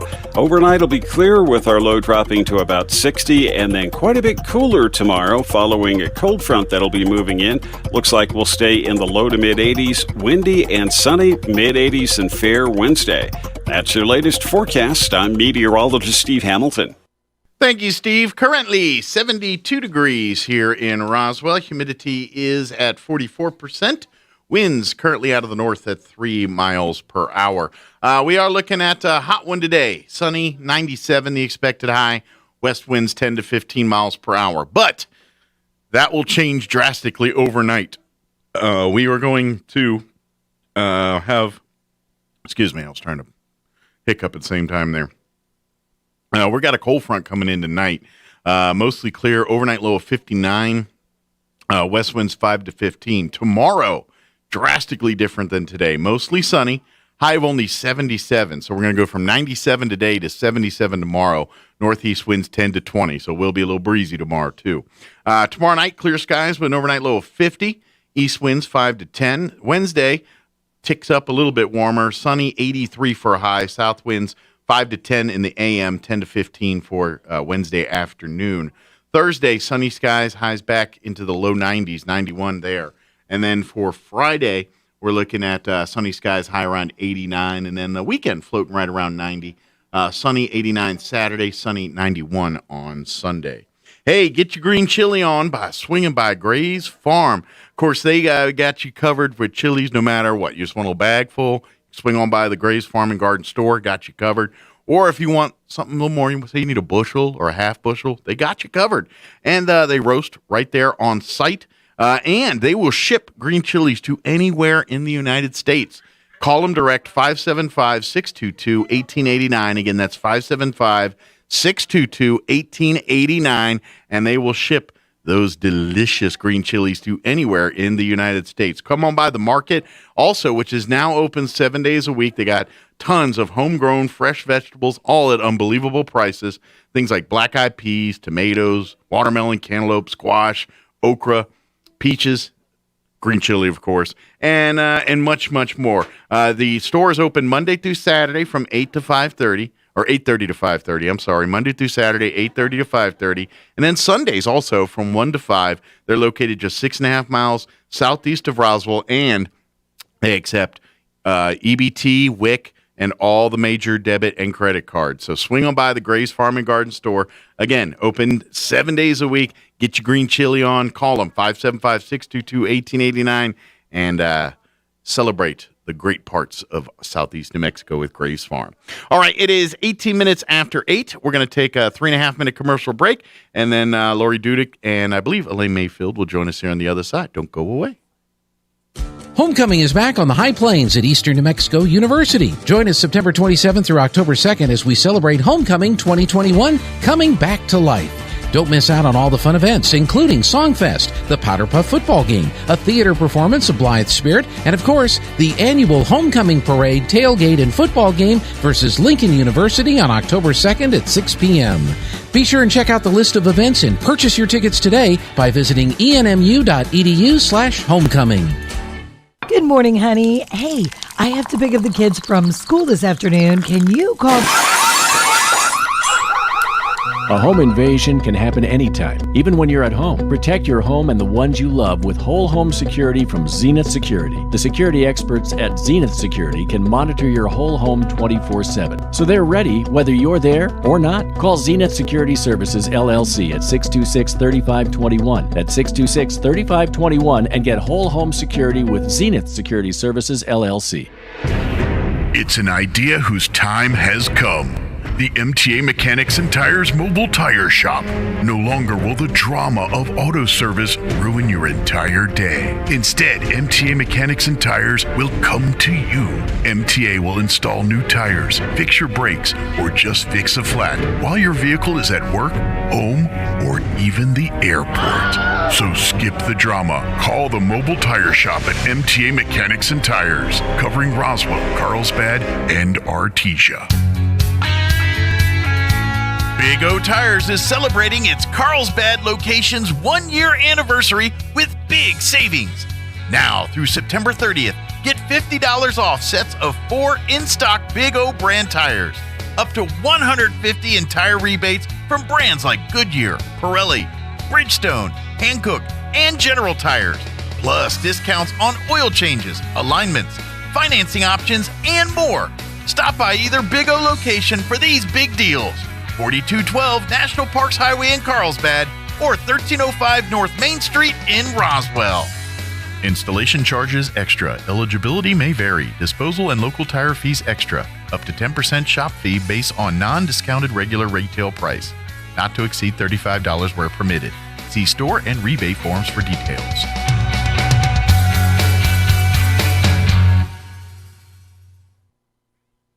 If you're missing a tooth or several teeth, a dental implant may be the ultimate solution. Implants look and feel so much like real teeth that you probably forget you have an implant. Maupin and Brown Dentistry is one of New Mexico's most experienced implant providers, with literally thousands of implant patients who are absolutely delighted with the results. Call Maupin and Brown today for an evaluation. You'll be surprised how affordable implants can be. Maupin and Brown, your choice for experienced, state-of-the-art dentistry. Hey CVE members, have you scheduled your no-cost home energy audit? If not, we're getting close to fall and cooler weather. It's time to sign up. Call 575-746-3571 to get your name on the list for a free home energy audit. Weather stripping, new door sweeps, minor repairs, and much more. Start saving money and keep that purchased air in your home. Central Valley Electric is happy to partner with Green Metal Energy for this valuable audit. Again, 575-746-3571 to sign up. Call now. Here's a Mornings with Mike Winters fun fact. The word gorilla is derived from a Greek word meaning a tribe of hairy women. Mike recommends that if you see a tribe of hairy women, you don't call them gorillas. Here's Mike Winters. And good morning. It is 22 minutes after 8 o'clock, and joining us in studio this morning, officially from the Leadership Roswell Alumni Association, amongst many other hats, Elaine Mayfield is with us. And then also joining us is our Leadership Roswell Alumni Association Alumni Award winner for this year, Lori Udick with us. Good morning. How are you today? I'm great. How are you? First off, congratulations. I know for a fact this is an honor well deserved. Thank you. Just like all of our other Leadership Roswell Alumni Award winners this year, it wasn't difficult choices. We had some good people that came up, and you were right there at the top of the list for the alumni. So I guess first, because I know you, and of course Elaine knows you and all that, maybe we should let the public introduce. I know you because obviously you work with the city. You've worked with Leadership Roswell. You wear many hats as well. I do. What do you think most people know you for right now? For what hat you're wearing right now? I'm guessing. Hopefully with the Department of Health. All right, the DOH hat. The DOH hat. That's my new hat. Yeah, that's your most recent day job hat. Yes, but in all honesty, I'm sure it's Parks and Recreation. I was there 28 years. Yeah, you did there. So when you're there 28 years, people tend to remember. Yeah. Yes, and that will always be near and dear to my heart. Sure. But now the Department of Health is just a continuation. I just felt like it was a continuation of the work I had started. Sure. And and just spreading, to more people instead of just Roswell, I oversee 8 counties. Yeah. So about 250,000 people. We're trying to encourage the importance of good health. Yeah, you're getting a bigger audience. Yes, now we here. are. Although I've got to ask, Yes. As many years as you spent in Parks and Rec, Yes. how excited would you have been had you been still running Parks and Rec when the aquatic center and everything, now that it's in full force? Would that would that given you a lot more things in your job that you would have loved to try to play with, or you're kind of like, what, I kind of like this better, Actually, it was kind of surreal, because I was there, Elaine and I both started back in the beginning, Right. and you're talking with Kim Elliott, the Parks and Recreation director that retired, back in 2012, 2013. But when I started back in, in the 80s, actually, Kim Elliott had talked about getting an aquatic center. Right. And it went on to the vote, I think, 3 times and failed. And so honestly, that journey, this whole journey, I kind of felt like Moses, going to the promised land. Because you saw it from the very beginning. Yes, the and concept. I was not a believer. Okay. I really didn't. I was not a You're like, believer it's just- that it was not going to. I never believed it would happen. That in my tenure, that we would ever get a new recreation facility. And then we had who was the city manager before Joe Nebb? Oh, it was there was Texas. like a year. There was like a year gap in between. How could I forget? Yeah. Steve Polasek. Yeah, that's Steve, it. He came up with this idea, a way to find very creative financing, and he figured out a way to do it. And it was a beautiful journey to be able to be there when it opened. Sure. I wasn't able to work in there, but just to see it, and be Well, now you completed. come as a guest. Yes. You just roll in and be like, where's the towels? I'm ready to go. Wonderful. Someday I'll be able to tell my grandkids, you know what, I was at the Yucca Center and now this new facility, was Right. built, Sure. and it's something to be Roswell should be very proud of. Absolutely. It's beautiful. And I would say whether Lori's wearing her city hat or her New Mexico Department of Health hat, either one will tell you, please go out there and utilize and support Exactly. the Recreation Aquatic Center. You and your family utilize it very much. It's there It's for beautiful. your health and your fun and recreation and safety and everything else. And they keep adding and creating new programs and Yes. things for families to be a part of out there. I know now they're really going heavy with the bicycles and the trails Oh yeah, and things. and that's again Department of Health. Yeah. We support whatever they're doing, and I think that's the beautiful marriage. I think between the two. Yeah. Elaine and I are probably Roswell's biggest cheerleaders. We really are. She with the zoo and the years that she poured into that to get it to where it was, and then on my side with recreation, and then just moving forward, whether in retirement or whether moving on to another profession. yeah. It doesn't really matter. We just want people to realize just how blessed they are to live in this wonderful town, be able to wake up to you in the morning and enjoy all of the Sorry about benefits.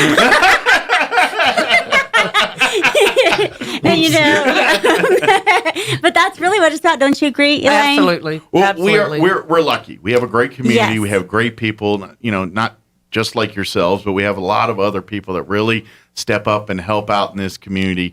And really that's what Leadership Roswell is Exactly. all about. I mean, you two, all 3 of us are graduates here. We know the value of that program. We know Rick Kraft and what he has done with that program for many, many years now. And it is not only the pride of Roswell, but really the pride of the state of New Mexico. It really is. But to me, that's why when we talk about these awards, like yourself and General Murray and Amy and Jane and our winners here, these awards, this is the cream of the crop. We have so many great volunteers that year in, year out, day out, they just show up to events and help plan and work. And you two are amongst those groups of people.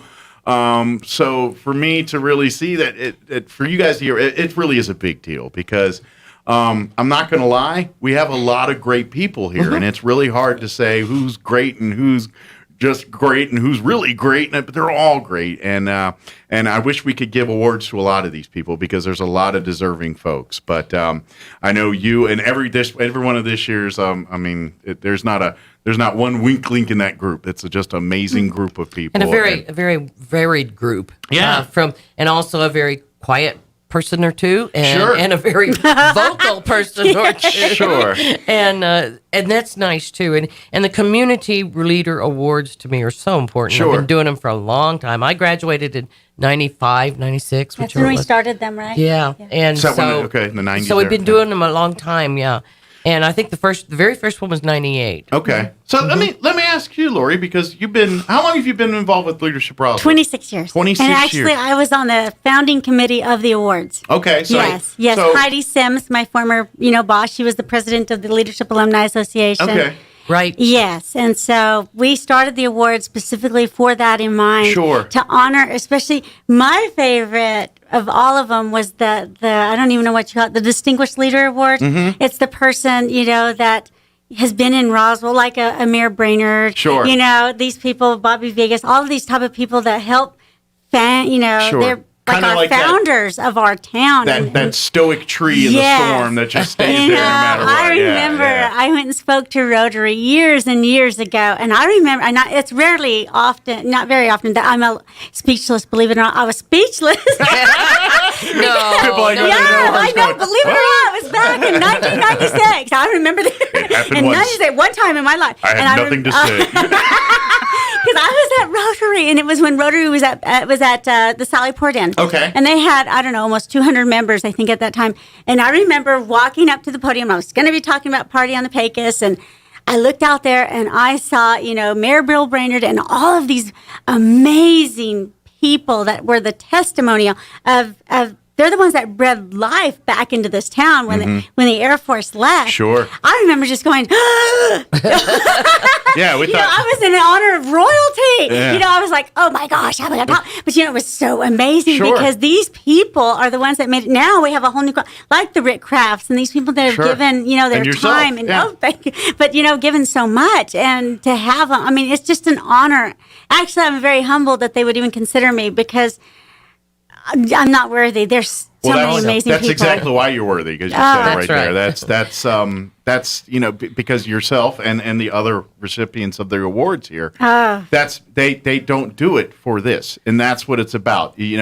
Every single one. This is one thing I think I could safely say you have very much in common with our other winners here is you have a passion for wanting this community to be a great place and good things coming out of this community and good people coming to make this community home. Yes. That, you have that same passion, and even though we all don't agree on everything on how, we need this or that would be great, we all share the same sense of pride in our community and want it to be better and want others to see what we see in it and to be committed to that. So for you to stay committed for just a couple years. 3 decades. Hard for a lady in her late 20s like yourself to do all this for 40 some years, but it's amazing to for yourself and to be honest, these awards, they're great, they're awesome, we love doing it, but it doesn't truly do justice for the amount of great things you and the other recipients do for our community. I do want to say that when Rick and I talked, we got to nominate Lori, and then we're looking at the categories and like, well, which one? No. The only one she didn't fit in was the Lifetime Achievement Award. You have to be 75. Thank goodness. She's got like 20,000 years more. Certainly commitment to youth, 27 years in the recreation I think that department. would qualify. Certainly outstanding leader thank of all you. she's done. Sure. But we kind of chose the Leadership Alumni Award, which is how much you have done for the actual organization. Sure. From setting up for many years to actually setting everything up and being Rick's right-hand person. Y'all are going to make me cry. Oh, that's okay. That's okay. Let's change the subject. To this day, she still teaches classes as part of the Leadership Roswell every year. So she's connected and a part of Leadership Roswell every single year. Absolutely. There's and let's face it, there is a huge amount of alumni as part of the Leadership Roswell. There's alumni close to series. 1,000. Yeah, it's very a large group of people, and so to have someone in that large group of people that be that active, she's like, you cry, you do your thing. We're gonna keep bragging on you. You keep bragging, we're gonna just keep going. There's tissue right there. You keep going, but and so that's I just want to put that in perspective to people. There's a lot of people that have called this class great and everything, but Lori really she heard the message afterwards, and this ain't the reward. This is just the beginning. And I think that's the beauty, I think, of Leadership Roswell is that Rick, and it is, I wanted to call it Leadership Rickwell. Because he's such a, the work he does is so amazing. And what I try to empower the students every class is to just tap in to their talents and their traits and their strengths and move forward, because that's all Rick really does. Leadership Roswell just challenges you to give back.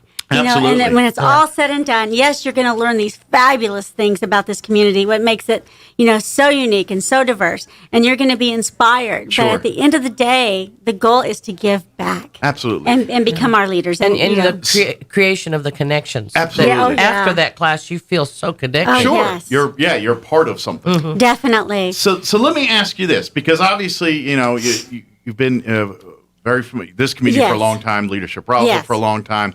Now you're kind of on the more mentor side than the other side here. But let me ask you, when your time coming up, going through Leadership Roswell and things, what were some of the biggest assets, some of the things you took away from it that put you where you're at today? Because obviously there's some of it rubbed off on you as it definitely did. What were the things that stood out for you in your time there the most? When I went through the class, and it was 26 years ago, I only had one daughter, and she was 3. And now I have 2 daughters during that time, and now the oldest, that was 3 at that time, she is going to. I'm going to cry again. We got plenty of tissue. This is normal. And I got like 12 boxes in the other room if you need it, so we're good. So honored and so proud, because Leadership Roswell. As a mother, I wanted to inspire my children, and they're my greatest accomplishment. And then I changed jobs. It taught me how to take risks. Rick Kraft believed in me, and he believes in every one of those people to become the best version of themselves. And that was then also. I went through a very tough time in my life. And now to be able to share it with somebody, at this time in my life, I'm going to be having my 4th wedding anniversary coming up. And congratulations. Thank you. And so I've been through so much. And I think it was the friends that I've met, one thing, and then you think, okay, that's all personal. Well, I'm a horrible driver. And, and you're going to wonder why. And so, when I'm a horrible driver, and I tell the story that, I wreck, because I don't pay attention, believe it or not. And so I wrecked one day, and when I wrecked, this lady was so mad at me. But she was my fault. I had to take full. But I have insurance, and I had insurance with a Leadership Roswell, member. And so he's like, Lori's fine. And then, the police went by, and I had a police officer in my class, and he stops, and he talks to me. And then I have the fire department guy came by, Homer Trujillo, I think is his name. He stops and says, Lori, I think you better get in my vehicle, because she's going to beat you up. And then he says, I need to get going. And then the Excel guy, he was with Excel, he came by. And then I had to call my pastor, who's also in Leadership Roswell. Then I called Rick Kraft. Rick Kraft's my attorney. And I said, Rick, this lady's going to jack me up. So, that's just one way how, Leadership Roswell has a ripple effect. Sure. And I also, like the UFO festival, that's just one thing that comes to mind. If you wanted to have a festival, you can contact those 30 members in that class, and every one of you can help you, pull it off. Sure. And I think, again, it does have a extended family vibe to it, where it's kind of like it's. Now, I'm not going to compare it to the military or anything like that. But there's still that same friendship, camaraderie style to it, where you understand, like, if you've been to the program, you kind of understand where everybody's coming from, kind of thing. It makes it, even if you don't know them directly, you kind of know the cut of their jib a little bit. Yes, you can call them. If you need something from, in any realm of that, you can contact them. Yeah, this year's class, we were talking earlier about this year's class. This year's class has more teachers than I have ever seen in all of these years. Good. And of those teachers, I think there's like 5 or 6. They've all have received the Teacher of Character Award. Oh, nice. I mean, just stellar, just amazing, absolutely amazing. It's funny how each class has its own different personality. It does. Yeah, you're right. But And it really is it's a who's who of our Roswell's greatest. That's what it is. And it's an honor to be selected, but it's more of a responsibility than an honor. And what I mean by that is, I mean, you're in essence put in, because of your achievements and your desires to, it's one of those things. It's like because I've been a part of the process of selecting and everything, so I'm a little familiar. It's not so much. You get a little bit of both because you get some people that are just uber involved in the community already, and they've been doing it for years. It's like, all right, it's time for you to kind of come and interact that stuff with the rest of us here. And but then you also get people that are just busy people that are new to the area and may not know anything. So Leadership Roswell for them is almost like an introductory to our community. So it's different things for different people. You know? But at the end, we all come out with the same goal of because when you graduate, it's not like congratulations. I mean, it is, but it's like, okay, now you congratulate. What are you doing with it? What are you, we just gave you the tools to help the community. You better not sit on your butt and not do nothing. Let's get out there and get involved with things in this community you're passionate about. Just let it sit there. Well, also this year, I thought was interesting is there's 2 retired individuals. So we had one person that was 25. And then, just getting, he's an attorney here in town, just getting started. Yes. Then you have the ones like you said. Then we have these retired individuals. Joe Nebb, our city manager, he went through the class. Same year I did, matter of fact. And his wife, Beth, is in this year's class. Oh, cool. And she's retired. So it's really unique. I think our Mayor Kintai also went through the class. He's a graduate. He's president of his course. Yeah, he is. Yeah. It's kind of a who's who. The odds are pretty good. If you look at some of our community leaders. Our city councilors and our county managers and our pastors. Some of them coming in from out of town hired Joe Nebb. Sure. Several of those, we immediately were like, you've got to do this. And it's such an introduction. Actually, one I can think of is Dr. Powell over at Eastern. That's right. That's right. He was in my class, too. And matter of fact, he was just hired that summer that the class was getting put together. Yes, he just moved here and got in. Right. Yeah, and Eastern NMUR is a fine example of a huge supporter, and NMI as well. They always have these businesses every year. They put one of their or 2 of their employees staff in. or an alum or somebody's part of that. You ought to read the nomination forms, like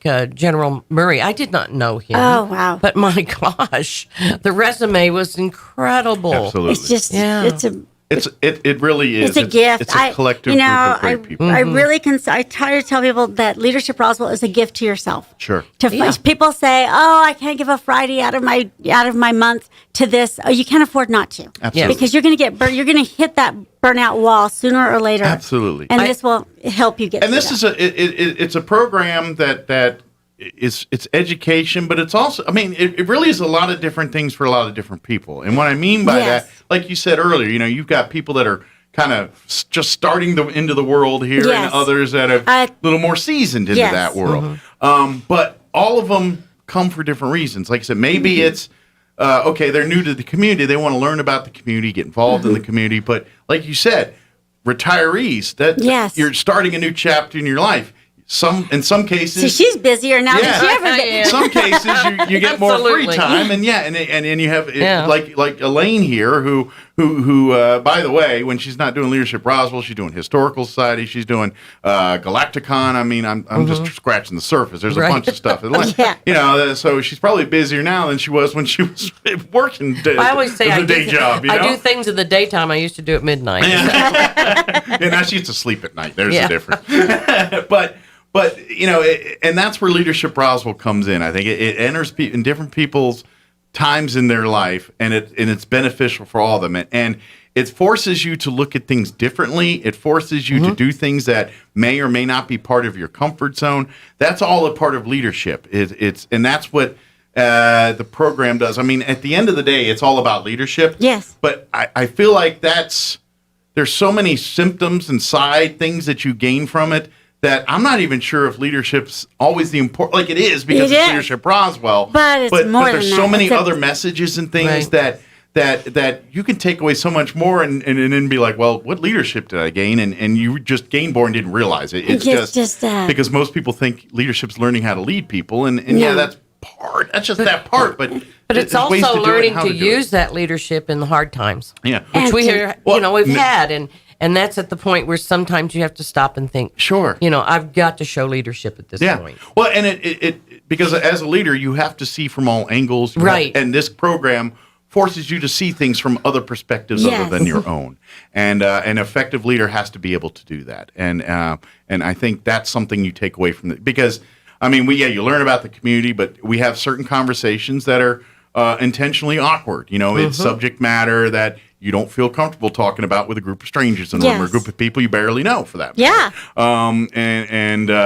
And it forces you to deal with those issues in a adult professional way, by at the same time able to get out your passions and the things that are important to you. Yes, I think it really it's like hitting a reset button on your life as a parent. Really, leadership is not just at work; it's at home. And it's wherever you go. Sure. And Absolutely. I think it's definitely an attitude. It's a way of life, and it's I think just more of a vision of just becoming a better you. Sure. Is what it is to me. And I think that's where Rick really challenges people, to be the wind beneath others' wings and to strive. And even if you fall down, to get back up and keep trying. Just keep moving forward. Life's going to hand you things. I don't care who you are or where your background is, what you're from. There's going to be obstacles and things in your life that you're going to question whether you can navigate or overcome or do it effectively. And Leadership Roswell not only gives you tools to help you understand, I can do this, but gives you the tools to legitimately skin the cat in more different ways. And what I mean by that is it's not always bull in the china shop bull. Sometimes you got a little finesse. Sometimes you got to be the listener instead of the talker. Sometimes you got to be the follower instead of the leader. And that's where leadership, and that's it's the gamble. I use this reference all the time, but it's really the Kenny Rogers of the gamble. You got to know when to fold them, to hold them, to walk away. That's leadership. That's leadership. That is. And again, for all those people out there that are in jobs and are uninspired, leave the job. Leave it. You need. Life is so short. Sure. And if you're unhappy right now, then find your happiness. Yeah. Don't stay there another day Sure. and dread going to work and not being happy, because this is what we're supposed to be doing. So if I could, my message today would be definitely, spread those wings. Sure. Yeah. Definitely. Do what makes you happy. Yeah. Because you're going to help more people doing yes. it. Yeah. Be Absolutely. inspired. So I got, just out of curiosity, what's next for you? I mean, is it just keep beating to the drum, or do you got bigger plans, different things coming on the horizon here? Or? I don't know. I want to survive this pandemic. That's good. That's a big goal. You're right. I want to get through this mess first. I will say your timing is impeccable. You know what? I tell you what. I started 2 months before the pandemic. Yes, exactly. And I was like, "What the heck is a pandemic?" But what better person to have in that position? Yeah, exactly. And my advice to everybody out there is wash your hands. If you can wash your hands, that would help. I mean, that's where it all begins. And I know that we live in a political world. And there's a lot of politics here, but common sense does prevail on things. Does. You think it's a good idea? Well, is it a good idea when you do everything else? And it's probably going to be a good idea for this too. The mask wearing and things. I know we have the arguments, and it's like, is that really where you want your fight? If someone's saying, please put your mask on, is it really worth the hassle, the headache, the potential fallout from that, or it's just shut up, put your mask on, and go about your day? I mean, I agree, disagree, I don't care.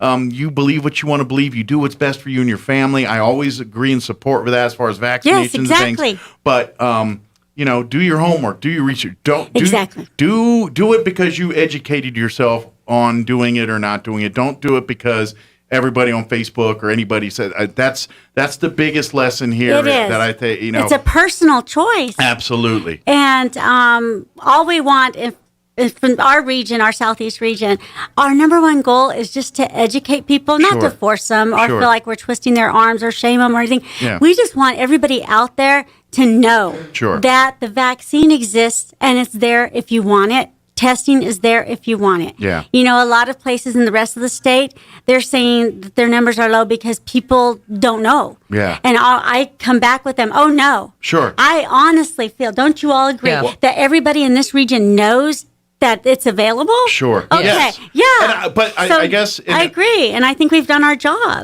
Absolutely. What I caution people is, use the New Mexico Department of Health. Talk to your doctor. That's what you hit the nail on the head. The same person you go to when your kids get sick, when you get sick, when you have a weird thing on your back, and you're like, "What's that weird thing on my back?" That same person you go for that. Trust them. Why would you trust them with everything else? Right. Why would you? Your life. And trust them over, I read on a Facebook meme that the vaccine causes you to grow a fourth toe or whatever nonsense they throw out there now. I'm not saying there's risks. There's always risks anytime, medicines happen. But there's a lot of misinformation out there. So rather than you believe the stuff and then when you start reading it and start saying it, you're like, I feel like an idiot for even believing this sometimes. Because people just get so wrapped up in it, and you're like, I heard that aliens. I'm like, you just hear what you said, you believe. Does that sound even like something that you would have kicked yourself in the butt 20 years ago if you said something like that? You know what I mean? Yeah. To go to the places you trust. Utilize. The internet's a great tool. I ain't gonna lie. There's a lot of great things that come off the internet, but there's a lot. Everybody has access to it. You in essence now. Remember when we were younger, and there was that one person that just said dumb things, and you're like, oh, they just say dumb things.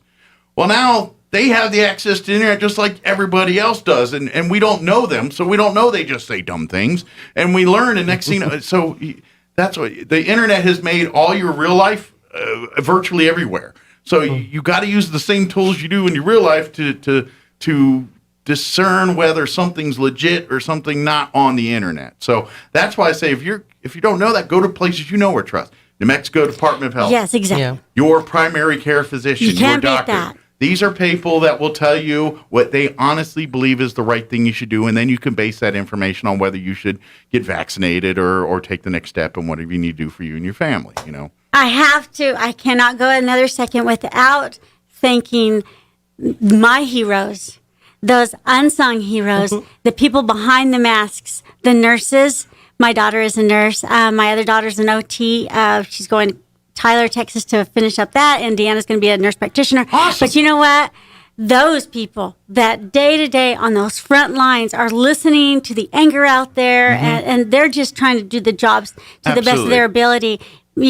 Thank them. Thank all of the people in the department. No, it is not. It's more. It's a calling. It's a life. They're saving lives. They are doing the best they can They're every endangering day. their own lives every day. Yes, and they know that going into it. So, if I could really thank anyone, it would be them right now. The Department of Health and all of those employees work so tirelessly.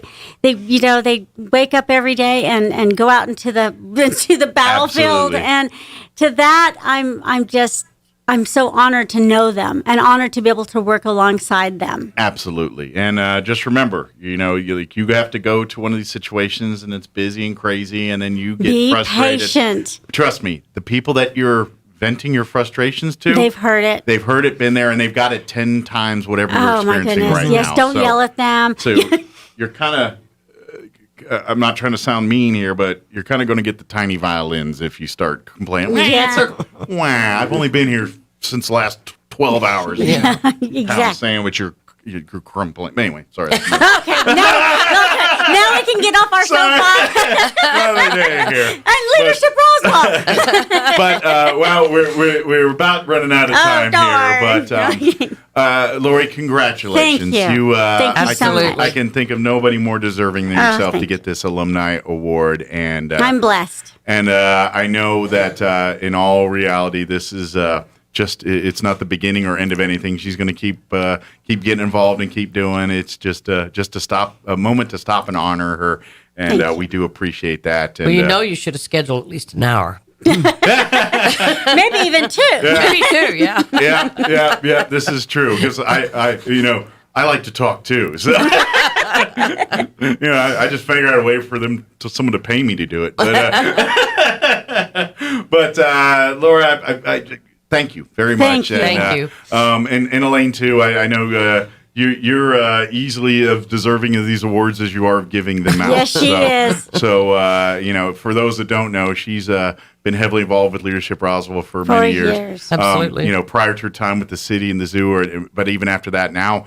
And Historical Society is another one. I know you and I do a lot together. Right. She's heavily involved, and they're between. It's not uncommon to find her and John digging through a pile of books in the archive area somewhere back there. That was fun. Yeah.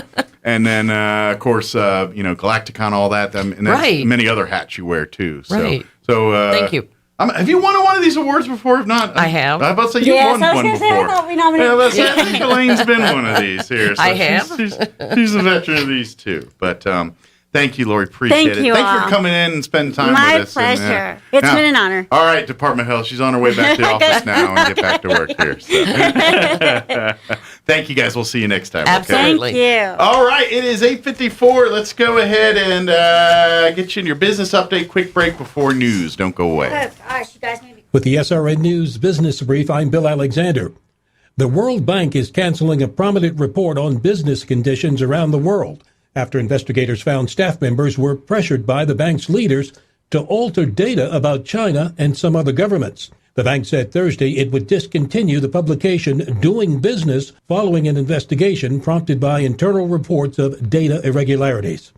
Walgreens is recognizing their workforce of pharmacists, announcing new bonuses and rewards. The company wants to thank workers for their exceptional dedication to supporting patients, customers, and communities.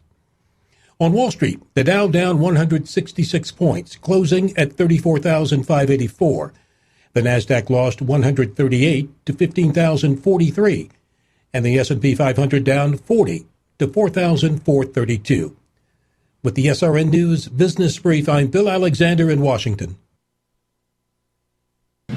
We serve all New Mexico. If you think it's hard to take out a home loan, those rumors are wrong. It's not true. Contact Loan Officer Elliot Rodriguez, MLS number 41002 at CMG Financial, phone number 719-237-4680. At CMG Financial, we can help. Experience extraordinary with CMG Financial, every customer, every time, no exceptions, no excuses. CMG Financial is a registered trade name of CMG Mortgage Incorporated, MLS 1820. CMG Mortgage Incorporated is equal opportunity lender. To verify complete list of states licensed, visit www.mlsconsumersaccess.org. Equal fair housing is the right for everyone to have access to all housing opportunities without discrimination based on race, religion, national origin, sex, color, familial status, or disability. Mays Lumber has all the hard-to-find hardwood you've been looking for. Oak, cherry, walnut, poplar, and maple. Plus, hard-to-find exotic woods like purple heart, zebra wood, ambrosia maple, black limba, and bloodwood. Perfect for that one-of-a-kind gift piece or table. Get ready with Formica and Wilson Art countertops in 12-footer custom length with installation available. Make it happen at Mays Lumber, 115 South Virginia in Roswell, serving southeastern New Mexico and beyond since 1934. Times are changing, and today's funerals aren't always the sad and solemn events you might expect. This is Gabriel Casaus from Lagrone Funeral Chapel. Along with hymns and scriptures, today's funeral services are often filled with fish stories, country songs, and a joke or two, golf clubs and hot rods, favorite recipes, and kitchen disasters. At Lagrone Funeral Chapel, we believe a funeral should reflect your loved one's personality, passion, and sense of humor. When you lose a loved one, we're here, because at Lagrone Funeral Chapel and Crematory, we make it personal. 900 South Main, Roswell.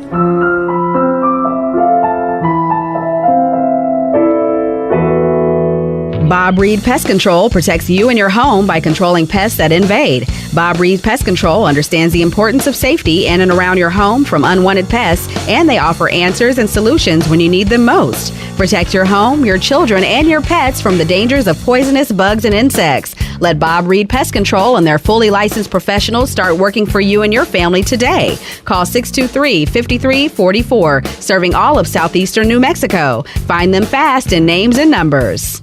At Anderson Bethany Funeral Home and Crematorium, we honor and pay tribute to the achievements of your loved one by celebrating the life you shared together. Anderson Bethany Funeral Home and Crematorium is compassionate and cares about our local community and the families we serve here in southeastern New Mexico. Locally owned and operated, we will be here to help you decide how to celebrate the bond you've shared and pay tribute to the unique individual you've lost. Visit us at 2609 South Main in Roswell or call 622-5888. Here's a Mornings with Mike Winters fun fact. It's considered good luck in Japan when a sumo wrestler makes your baby cry. But who gets the good luck, the sumo wrestler or the baby? Here's Mike Winters. And good morning. It is 8:58. Got about a minute here, minute and a half before we get you into the news. Stay tuned next hour. We're going to have the folks from the Roswell Community Little Theater join us about 9:15. And we're going to be talking about their upcoming performance. I got hiccups. I drink water. Breathe. There it goes. All right. But they've got their upcoming performance of Unnecessary Farce, a comedy. Well, I should just no. It's a serious love story, romance drama, Unnecessary Farce. No, it's a comedy about I guess you could say kind of a whodunit, kind of cops and robbers type fun deal. But it's going to be the opening weekends there of October 8th, 9th, and 10th, and 15th. So actually the second 2 weeks of October, 15th, 16th, and 17th, again, at the Roswell Community Little Theater. So we'll talk all about that next hour. Also, if you missed any of our interviews, I invite you to go back and check them out. Matt Bristol Law Office joined us in the 7 o'clock hour. I had a great conversation with him talking about finances and legal stuff and prenuptial agreements and things like that. And then, of course, we had Lori Dudick and Elaine Mayfield, Leadership Roswell alumni, joining. Lori, the alumni award winner, and we honored her and talked with her. So that's there. All right, it's 9 o'clock. You're listening to 106.5 Roswell's Talk FM, KEND, Roswell, New Mexico. We'll be back on the other side of news. Breaking news this hour from townhall.com. I'm Greg Clugston in Washington. The White House has decided to ease COVID-19 travel restrictions into the United States. Beginning in November, all foreign nationals flying into the country will need to be fully vaccinated. Travelers coming here will need to demonstrate proof of vaccination before boarding, as well as proof of a negative COVID-19 test taken within 3 days of flight. President Biden will also tighten testing rules for unvaccinated American citizens who will need to be tested within a day before departure to the U.S., as well as on their return. Pfizer says its COVID-19 vaccine works for kids ages 5 to 11. Company's vice president, Dr. Bill Gruber, says there's pent-up demand among parents for younger kids to get their shots. Although there have been inroads made by masking and doing other things, we're still not where we need to be for children to be able to grow up and have a full childhood and all the way through adolescence. And so I see this as urgent for many reasons, the social reasons as well as the immediate impact in reducing hospitalizations and illness. A massive expulsion of immigrants is underway in Del Rio, Texas, where thousands of Haitians have crossed the southern border. U.S. Border Patrol Chief Raul Ortiz says the law is clear. Migrants attempting or considering making the journey to our border should know that we are still enforcing CDC Title 42 order and that they will not be allowed to enter the United States. They will be removed and they will be sent back to their country of origin. Guinness World Records has certified 2 Japanese sisters as the world's oldest living identical twins at age 107 years and 330 days. Wall Street, the Dow is down more than 500 points. More on these stories at townhall.com. If credit card debt has you down, nonprofit Trinity Debt Management can help. Trinity will consolidate your accounts into one easy-to-manage monthly payment, put a stop to late fees, and drastically reduce your interest. You'll pay thousands less than you originally owed. It's not a loan. It's a way to become debt-free and possibly improve your credit score. So call Trinity and talk to a certified counselor. They'll explain their proven program to you with no pressure, just practical solutions and hope for tomorrow. Are you ready to pay off your credit cards in less time for less money? Then call for a free, no-obligation debt analysis and become debt-free for keeps. If your debt has you down, we should talk. Gather up your bills and call this toll-free number for a free, no-obligation debt analysis. Call 1-800-990-6976. That's 1-800-990-6976. 1-800-990-6976. The Biden administration is facing a major diplomatic crisis with France. So is Australia. Angered by a new security partnership announced by the U.S., Britain, and Australia, France has recalled its ambassadors from Australia and Washington. With the new alliance, Australia canceled its contract for France to build 12 conventional submarines. Prime Minister Scott Morrison says France's reaction is regrettable. Well, of course, we are disappointed about the actions of recalling the ambassador, but we understand them and we respect them, and we understand the deep disappointment that the contract that we had to build the attack-class submarines here in Australia. Australia signed on with the U.S. and Britain for 8 nuclear-powered submarines. France insists it was not informed of the deal in advance. French authorities say their president, Macron, will speak to President Biden in the coming days. News and analysis at townhall.com. Correspondent Ken Lormond reports that banks are facing aggressive new competition. Some new warning signs are on the horizon for banks and traditional finance companies. Giant retailers like Walmart and Amazon, as well as global brands like IKEA and Mercedes-Benz, are swiftly plugging into software to offer customers everything from banking to credit cards to insurance. Banks won't go away, but they risk being pushed out of upfront financing on many purchases. Ken Lorman reporting. The head of the United Nations is warning of a potential new Cold War if the United States and China don't repair their relationship. He calls that relationship completely dysfunctional.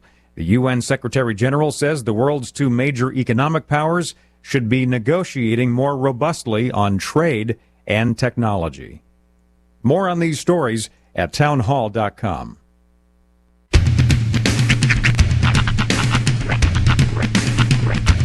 What in the wide, wide world of sports is going on here? I promise you, whatever scum did this, not one man on this force will rest for 1 minute until he's behind bars. Now let's grab a bite to eat. Yeah, come on. I feel the hot wind on my shoulder and the touch of a world that is older. I hit the switch and check the number. I hear the rhythm ringing through it. Flamenco guitar and cumbia music. I hear the talking of the DJ. The travel and what does he say? I'm on a Mexican radio. I'm on a Mexican radio. Broadcasting live from high atop the J.P. White Building in downtown Roswell, New Mexico. It's Mornings with Mike Winters on 106.5 Roswell's Talk FM. Is that what I sound like when I talk? Now, here's your host, Mike Winters. And good morning. It is 6 minutes after 9 o'clock. Welcome, my friends, to hour number 3 of Jurassic Park. Actually, one of my favorite vines of all time was, do you remember the "What are those" thing from a few years ago? Where people would point at people's shoes and go, "What are those?" I think I missed that one. Yeah, you're old. I am. So somebody took the Jurassic Park theme and then put Brontosaurus walking in the background wearing a pair of white Nikes and did the tune, "What are those? What are those? What are they?" I rolled laughing off a 6-second Vine. Dude, I used to, Vines were the best. TikTok is not nearly the same experience as to cram something funny, a nugget of humor into 6 seconds is magic. Well, if you can still, pull it in off. theory, do it in TikTok, Yes. right? Well, yeah, but you're not going to see a lot of 6-second TikToks. Well, why not? Why can't someone say, I loved Vine, I'm going to make Vines on TikTok? I just don't know if it would sell, because you got a whole bunch of minute-long content now, and so people are like, well, more is better. I don't know. Yeah. I just feel like 6 minute ads. 6-second Vines. I I don't know. I just there was something just magical about that one period of time. I don't even know if it could ever even be replicated. It was like the period of time, the caliber of the people that were on Vine, like the stuff they were creating. It was just like the perfect storm. Well, see, time is a very important because you think about it, and you're like, is quick, slow? I'm not sure, because if you think about it, so you get Vine, 6 seconds, people loved it, but ultimately it went the way of the dodo. Because they couldn't figure out a way to monetize it. Well, and here's the thing. But if you look at like Quibi, Quibi was what, 10-minute shows, basically. 6 to 10, yeah. Yeah. That flopped big time. Hardcore. So no one wants a 10-minute show, but no one wants a 10-minute laugh video either. Right. So I think you just gotta. I think there's there. You just gotta. Other formats have tried it with like 30-second video, but for some reason TikTok land and the TikTok formula, it works because it's now, 60. I think it's 60 to 90 seconds max. Now maybe you need a platform that's like TikTok or Vine and Snapchat put together, where it's like the 6-second video, but it's only there temporarily, and then it goes away like the Snapchat side. So. That's for nefarious activity. And this is actually the irony of the thing is I will sit there and watch 24 to 30-minute Vine compilations. Yeah. Like what would be a full episode of a sitcom, I will sit and watch just clips of 6-second, Vine, just to pass time because they're incredibly entertaining. And still to this day, I find ones that I never saw before. Yeah. I don't know. They're also incredibly easy to just like, if you have you need a quick clip to send to somebody, just grab a Vine. I'm weirdly like an encyclopedia of them. I wonder if some entrepreneur kind of combined it, maybe went back to the Quibi model a little bit. But all right, so Katzenberg, you listening? But market it in a different way. Market it in a way. Go talk to my man Uncle John and how he markets his books. The bathroom readers, okay. I'm thinking if you create a TikTok or a Quibi type site. And you market it like your bathroom shows. What about and it shows that are designed for you to have while you're on the can and you know what? Maybe they're even lowered sound or something so they don't sound so disturbing while you're in a public toilet. I mean, I'm thinking Vine stock. What if it's like it's an untapped market? It's TikToks that are compilations of Vines, but not like old like just compilations of 6-second clips, but so like a super show.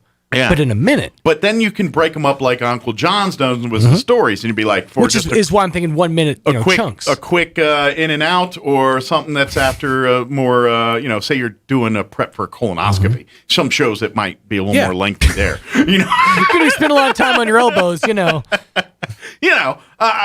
think there's a thing here. I'm thinking, then you get it sponsored by like laxatives and stuff. Oh, yeah. I'm telling you, it's a whole thing, Prilosec and laxatives and Charmin would love these. I mean, you got a captive audience. Telling you, I think there's money to be made here. We could even rehash and buy some of those Quibi things and put it over there. Telling you, we could. I like the idea of the X-Lax sponsoring the Vine compilations, basically. We'll call it Uncle Mike's Bathroom TV, BTV. Ooh, BTV, BMTV. Yeah, BMTV. Big Mike's TV. Uncle Mike's BMTV. So I'm trying to think how Brother Mike's TV. That's right. BMTV, just for the initialism. Yeah. I'm telling you. There it is. I think this is a thing. We could do it. Market it. That should be our job, to sit around and just come up with ideas. Well, I've already got Macho Cheese. Now I've got Uncle Mike's BMTV. Yeah. These are two. Macho Cheese teams up with a laxative company. We make laxative cheeses. If nothing else, there's some Shonko products. Oh, absolutely there is. There's a lot of gold there. Now what I need? Time. I need some time to make some stuff. That's right. Yeah, if I had some of that, that'd be Shonko products left and right. There should be an app. There should be an app. All right, let me give you the rundown for this hour. Other than those gem of ideas that I have.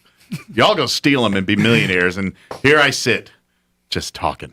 All right, let me give you the rundown. We're going to get you up to date with the weather here in just a few minutes. Then here about 9:15 or so, we're going to be joined in studio by some of the folks from the Roswell Community Little Theater.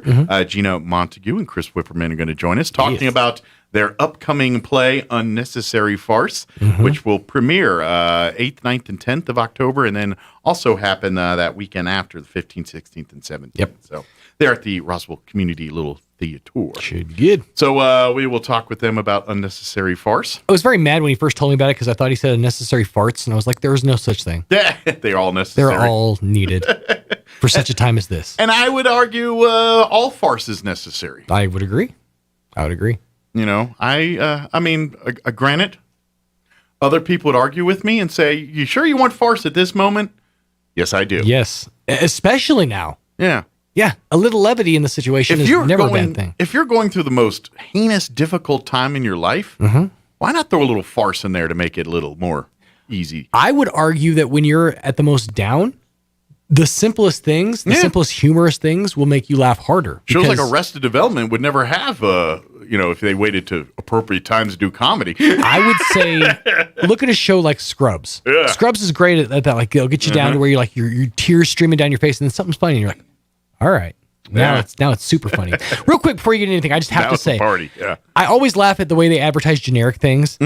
This cup says coffee, a great way to start your day. I like that. Yeah.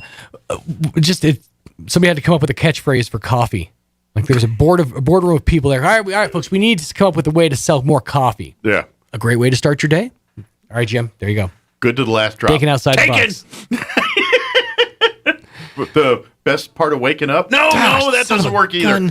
It's a great way to start your day. There you go. Cut it and print it. No, that can't be done either. All right. Coffee, it's all right. It's 9:14. Here's your weather. That's my slogan. There you go. On my cups in my restaurant, coffee is all right. Yes, Here's the weather.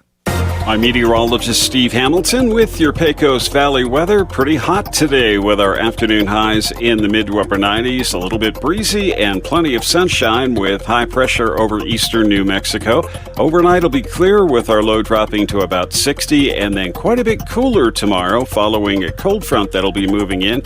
Looks like we'll stay in the low to mid 80s, windy and sunny, mid 80s and fair Wednesday. That's your latest forecast. I'm meteorologist Steve Hamilton. Thank you, Steve. Currently 77 degrees here in Roswell. Humidity is, I didn't scroll up high enough. Hold on. Humidity's at 39%. Kind of low. Winds are, in fact, calm at the moment. It's going to be a little toasty today. Expect a high of 97. It's going to be hot and sunny with west winds 10 to 15. Enjoy it while it's here because that changes overnight tonight. Mostly clear tonight. Overnight low of 59 degrees. West winds 5 to 15 miles per hour. Tomorrow will be 20 degrees cooler than it is today.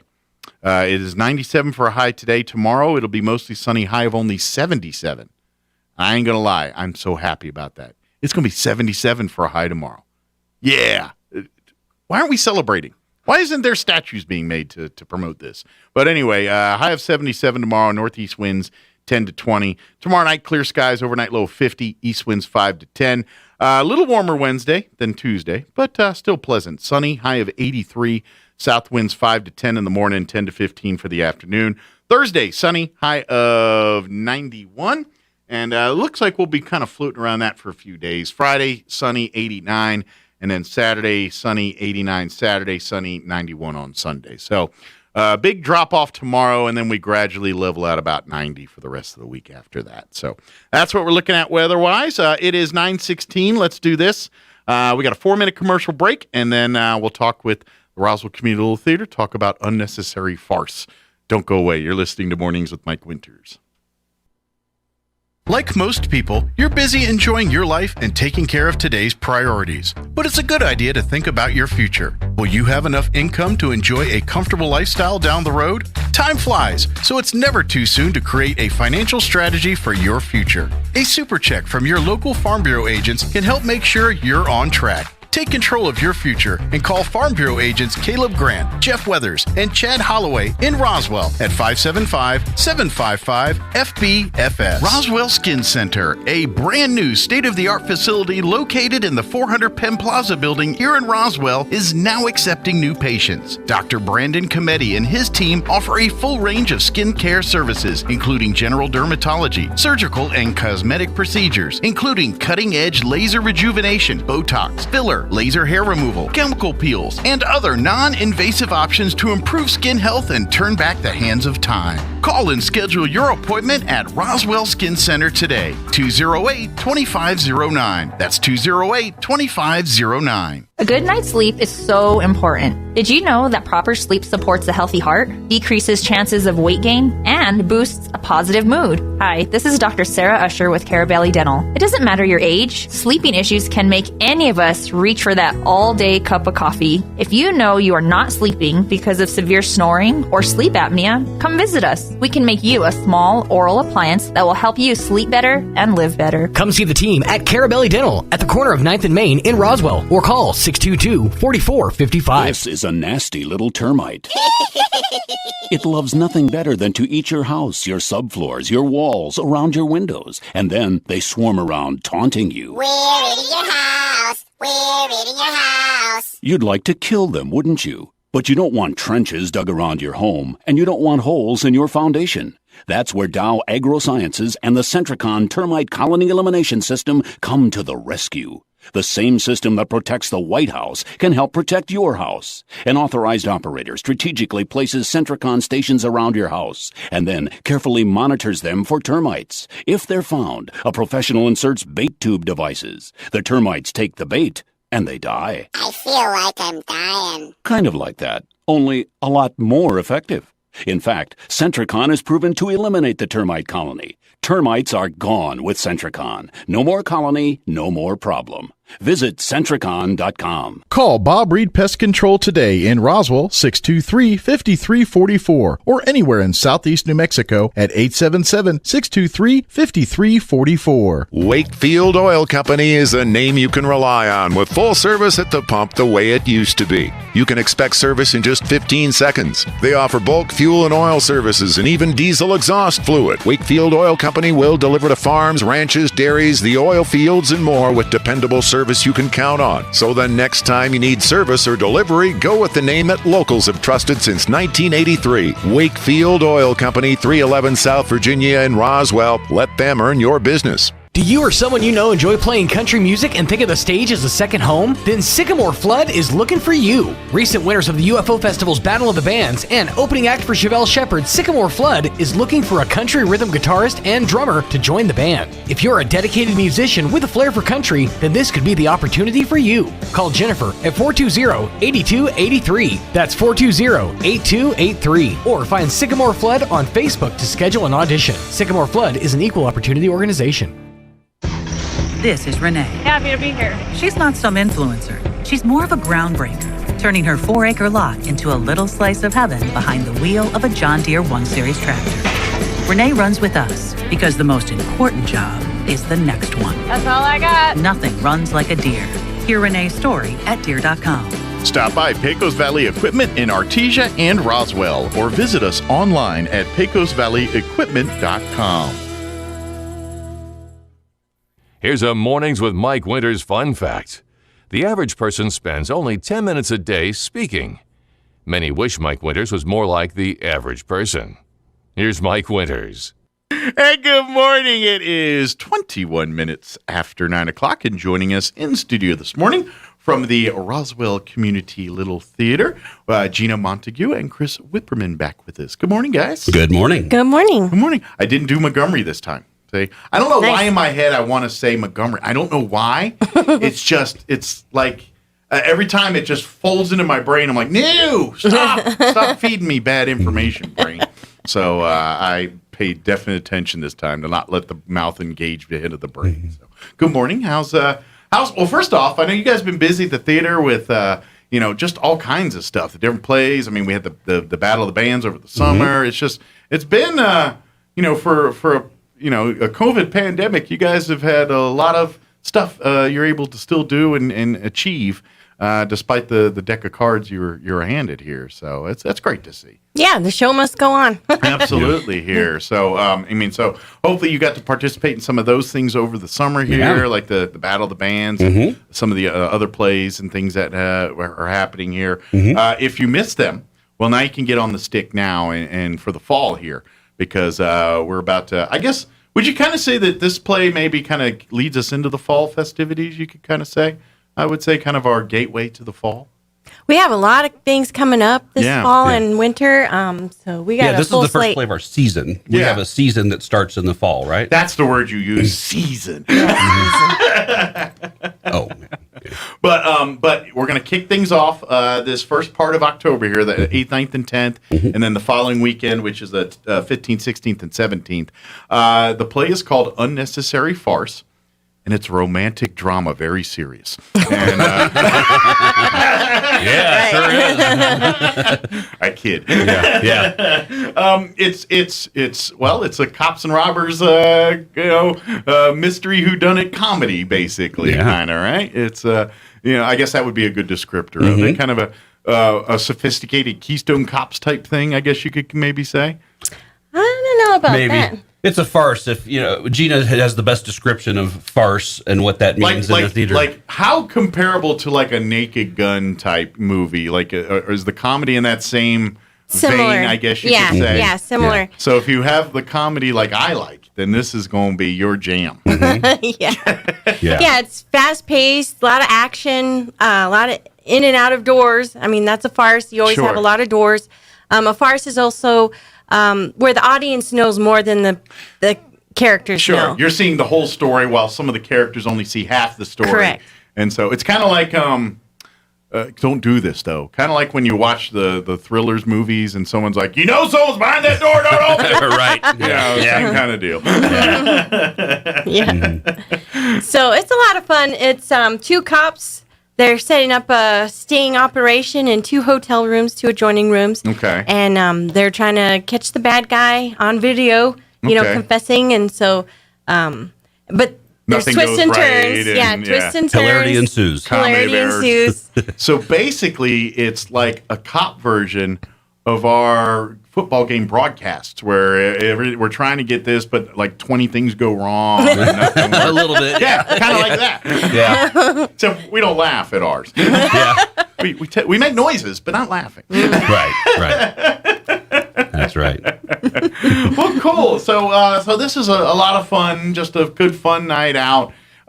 Family friendly? Is this all family? Bring the kids, everything, or is this more of a date night type? Right. Type This is a little naughty. Okay. This show has adult themes, adult situations. So probably leave the kid a sitter for the kids or something like that, and make this a couples or friends night. This is out, a date night show. It's a date night show. It's definitely a little naughty humor. I love that because I get it. I love family friendly. I love when we have as much because you need that.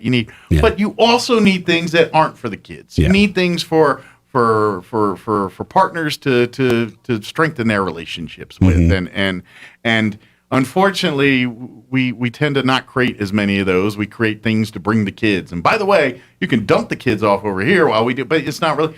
No. This make it a date. Go get you dinner. Go. Maybe add a third little part of your event there, and then cap it off with a performance at the Roswell Community Little Theater. That's right. So, yeah. Or change your order. Maybe like to eat late. Go to the play and then eat. I don't care if you do you, but make it a thing and make it. Treat. We especially if for couples. I should take this own advice myself, but it's easy, especially when you've been married or been together for a very long time. It's easy to take each other for granted, and especially if you got kids. The kids always get first priority. It's just the way it is. Use this as a reminder to make your spouse, your partner, that special person. So go have. And the beauty of this is, guys will love this because it's funny, it's comedy. It's not like a musical where everything's very singy and generally things that women swoon over, and guys are like, when's the game on? You know what I mean? And there's a little man humor in it. There's some that guys will be snickering and their wives will be nudging with their elbow. Laughing at. So when you drag a husband or something, you come to light play, and of course they come kicking because that's nothing to do with tools or sports. They'll be like, oh, that was funny. This was, and I don't care what you need to do. If they're a guy, particularly if they're like a guy my age, and they are of the same mental capacity,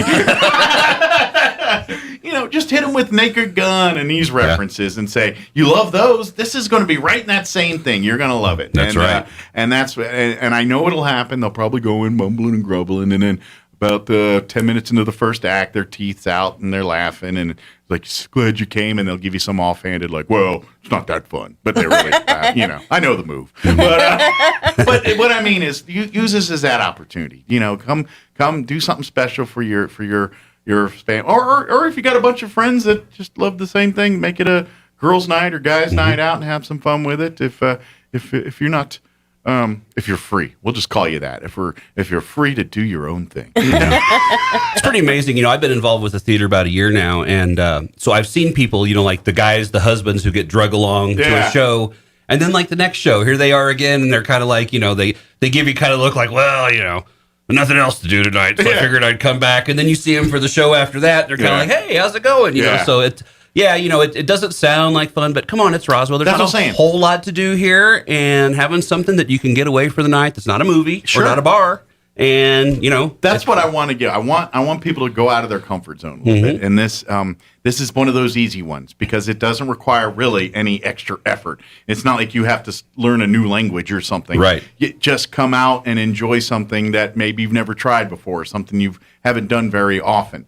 I guarantee. Now, granted.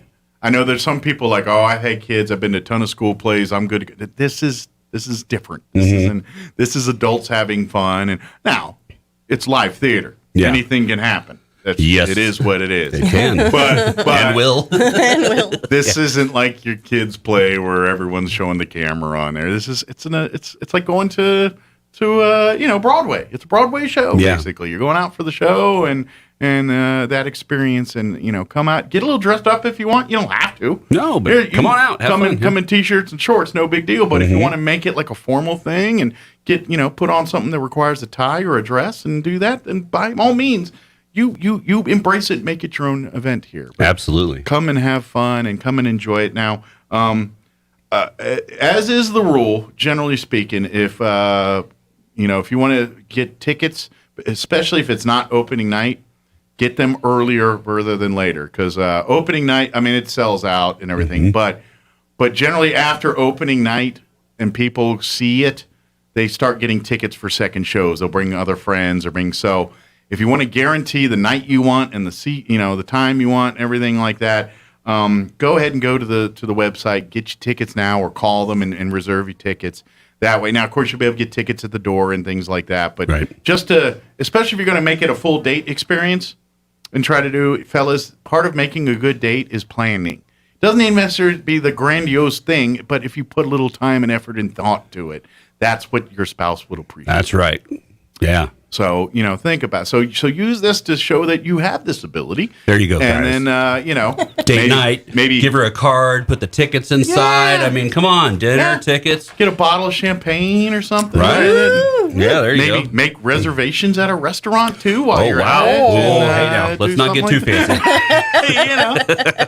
Treat them out for a go night now, or you don't have to do any of the things and make it a fun night. And it's like, we've been formal all week.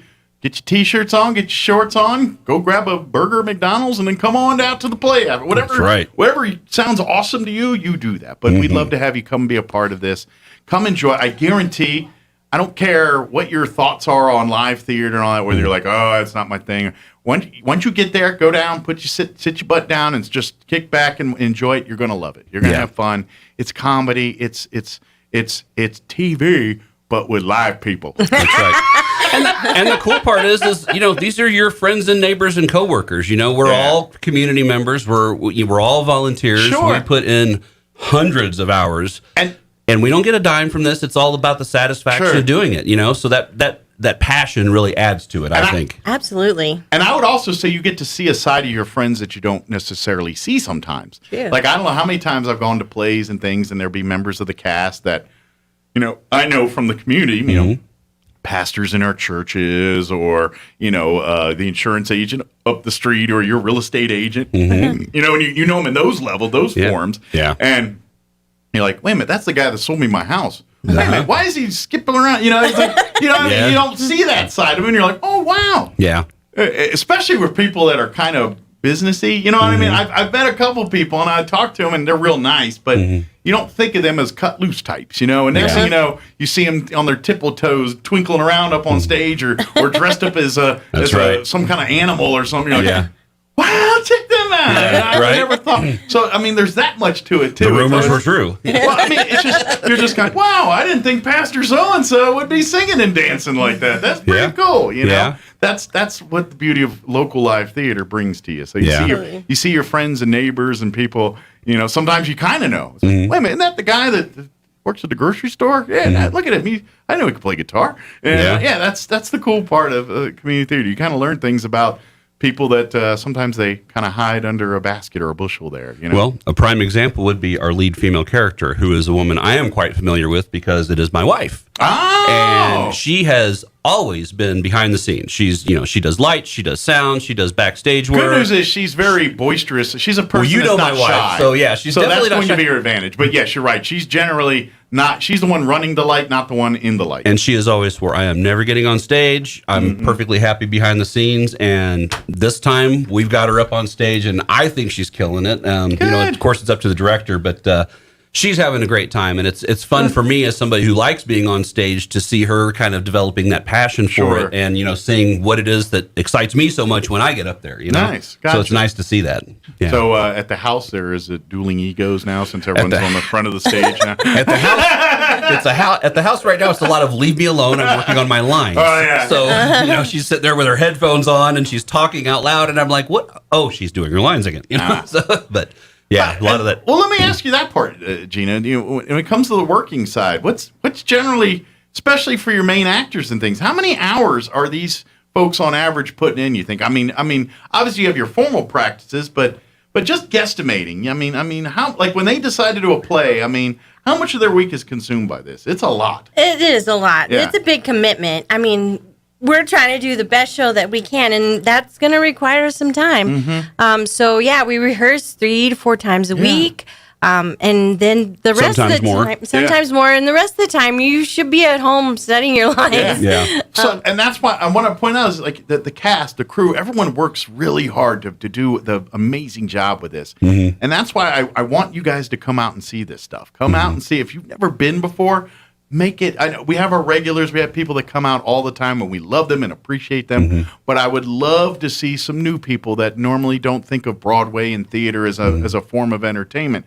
And I think plays like this are perfect. Yeah. Because granted, those type of people you mention, the biggest plays on the planet, unless it's Monty Python, they're kind of like, I'm not touched. You know what I mean? You throw Shogun out there, or just some iconic, Broadway plays, and most people that aren't in the theater are like, yeah, I'm good. I don't need to see Les Miserables or whatever it is. Right. But something like this, Unnecessary Farce, it's a broad, a theater play, everything, but it's subject matter you can relate to. It doesn't feel like well, let's face it, like Les Miserables, you're like, I'm not, I feel like I'm too not sophisticated to watch something like, you know what I mean? You don't want to feel emotionally exhausted when you leave a play. I feel like I'm too stupid for something like that. Right. This sounds more but this is why I think plays like this make theater something that all of us can enjoy, even the people that don't necessarily look for this as a form of entertainment. Right. So I'd say use this as that play to get you some of that foot in the door and say, hey, that was fun and cut up and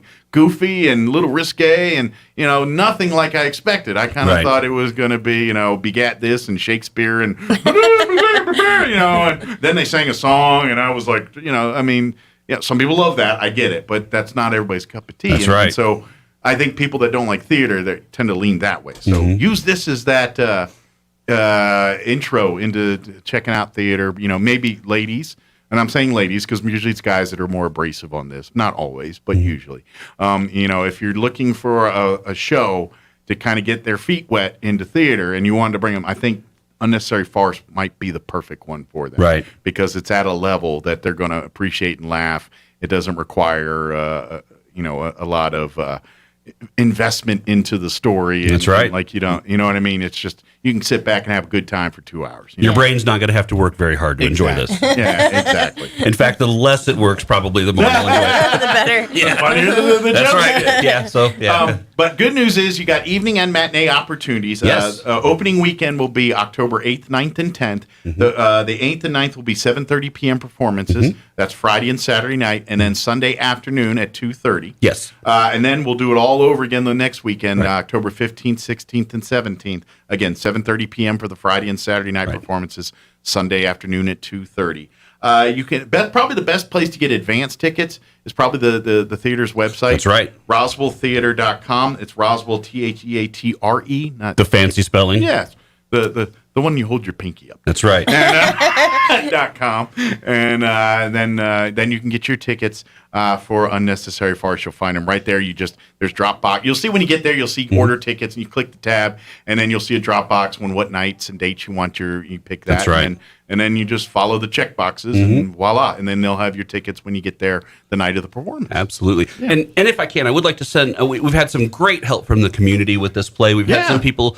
That's a thing about community theaters. We're a nonprofit, so we don't have a lot of money. We put on these plays probably with a lot less money than some people might spend at a bar on a good evening. We'll put on an entire production. So, having the community members who help us out. And I want to say Blair's Trading Post was awesome. This takes place in hotel rooms, and we needed hotel room furniture. I'm sure they had a lot of good stuff that would make great set pieces. To Gary and Debbie down there, and they're like, you tell us what you need. We'll get it for you. Cool. And so they're letting us borrow some furniture, which helps, It's when it comes to a play, it's all about the set and having, when people look and it looks like a hotel room, it immerses them sells in the the story to the audience. So again, great thanks to Gary and Debbie at Blair's Trading Post. Roswell Donuts is helping us out, and also Yolanda at Candlewood Inn and Suites. Thank you very much. We needed hotel room stuff and like those little door hangers and the little small stuff that makes the hotel room. She's like, you tell me what you need and I'll get it for you. So again, thank you very much to her. So. Yes, everyone has been very supportive and amazing. Well, community theater cannot do it without support. There's been businesses and individuals. Every single production that happens on the stage in there's a group of people or businesses that help make that happen. Yeah. Every single time. And there's the usual cast of characters, and like I said, now you got some new ones in the fold for this, which is great to see too. Mm-hmm. Yeah. Which, by the way, if you're an individual organization and you would like to be a part of this, the Roswell Community Theater is constantly. They have a great warehouse part of that's part of the theater there that they keep a lot of great costumes and things. But when you do stories that can cover anything from very old to into the future, you got to get creative on what you got on site and what you don't. And it's hard to do a play in the 40s when everyone's dressed like the 80s. That's right. Doesn't, or they're sitting on couches that look like from the 80s and not the 40s. That's very key on that. So.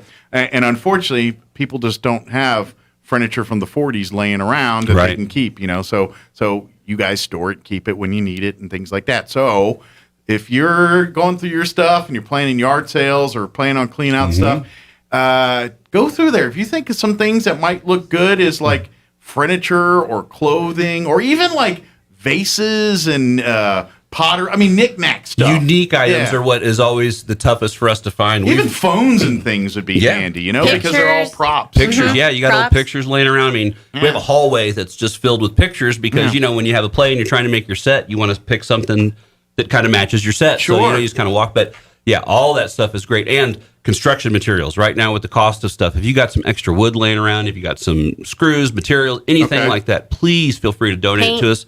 Okay. We had to locate 8 doors for this play, which was not very easy, trying to find 8 similar doors. Especially in a world of COVID where everyone's wanting doors for actual door purposes. To keep out the evil, right? Not just for a play, but... But but little stuff you have laying around, and it's cool because we get every time we do the show, we seem to get a call from a couple people who are like, "Hey, come by, I got a couch you can have or something." Good. So we really do appreciate that, and it really does help us out. It does, absolutely does. So please, next time you're going through stuff and you're doing that, please give a call to the theater or shoot it. Probably if you're a Facebooker. Facebook user, just shoot a message on there. Someone will get you and say, "Hey, I got a bunch of stuff. Would y'all like it? Would you use it?" Absolutely. Because theater, some people are there, sometimes not, just depending on when you call. And sure, it's a lot of volunteers. I think we have an answering machine. It might be the only one still in existence, but we have an answering machine there. Well, if it's got a cassette tape in it, they'll be very impressed. It's a reel-to-reel. It's an old one, the old Vodafone. Remember that one? I got a mini disc or a mini cassette. Oh, mine's it's fancy ones. Right. But love folks, get involved. Certainly come out to the play, be a part of it here. Also, we kind of want to tease you on a couple of things that we want to put on your radar for later in the fall too.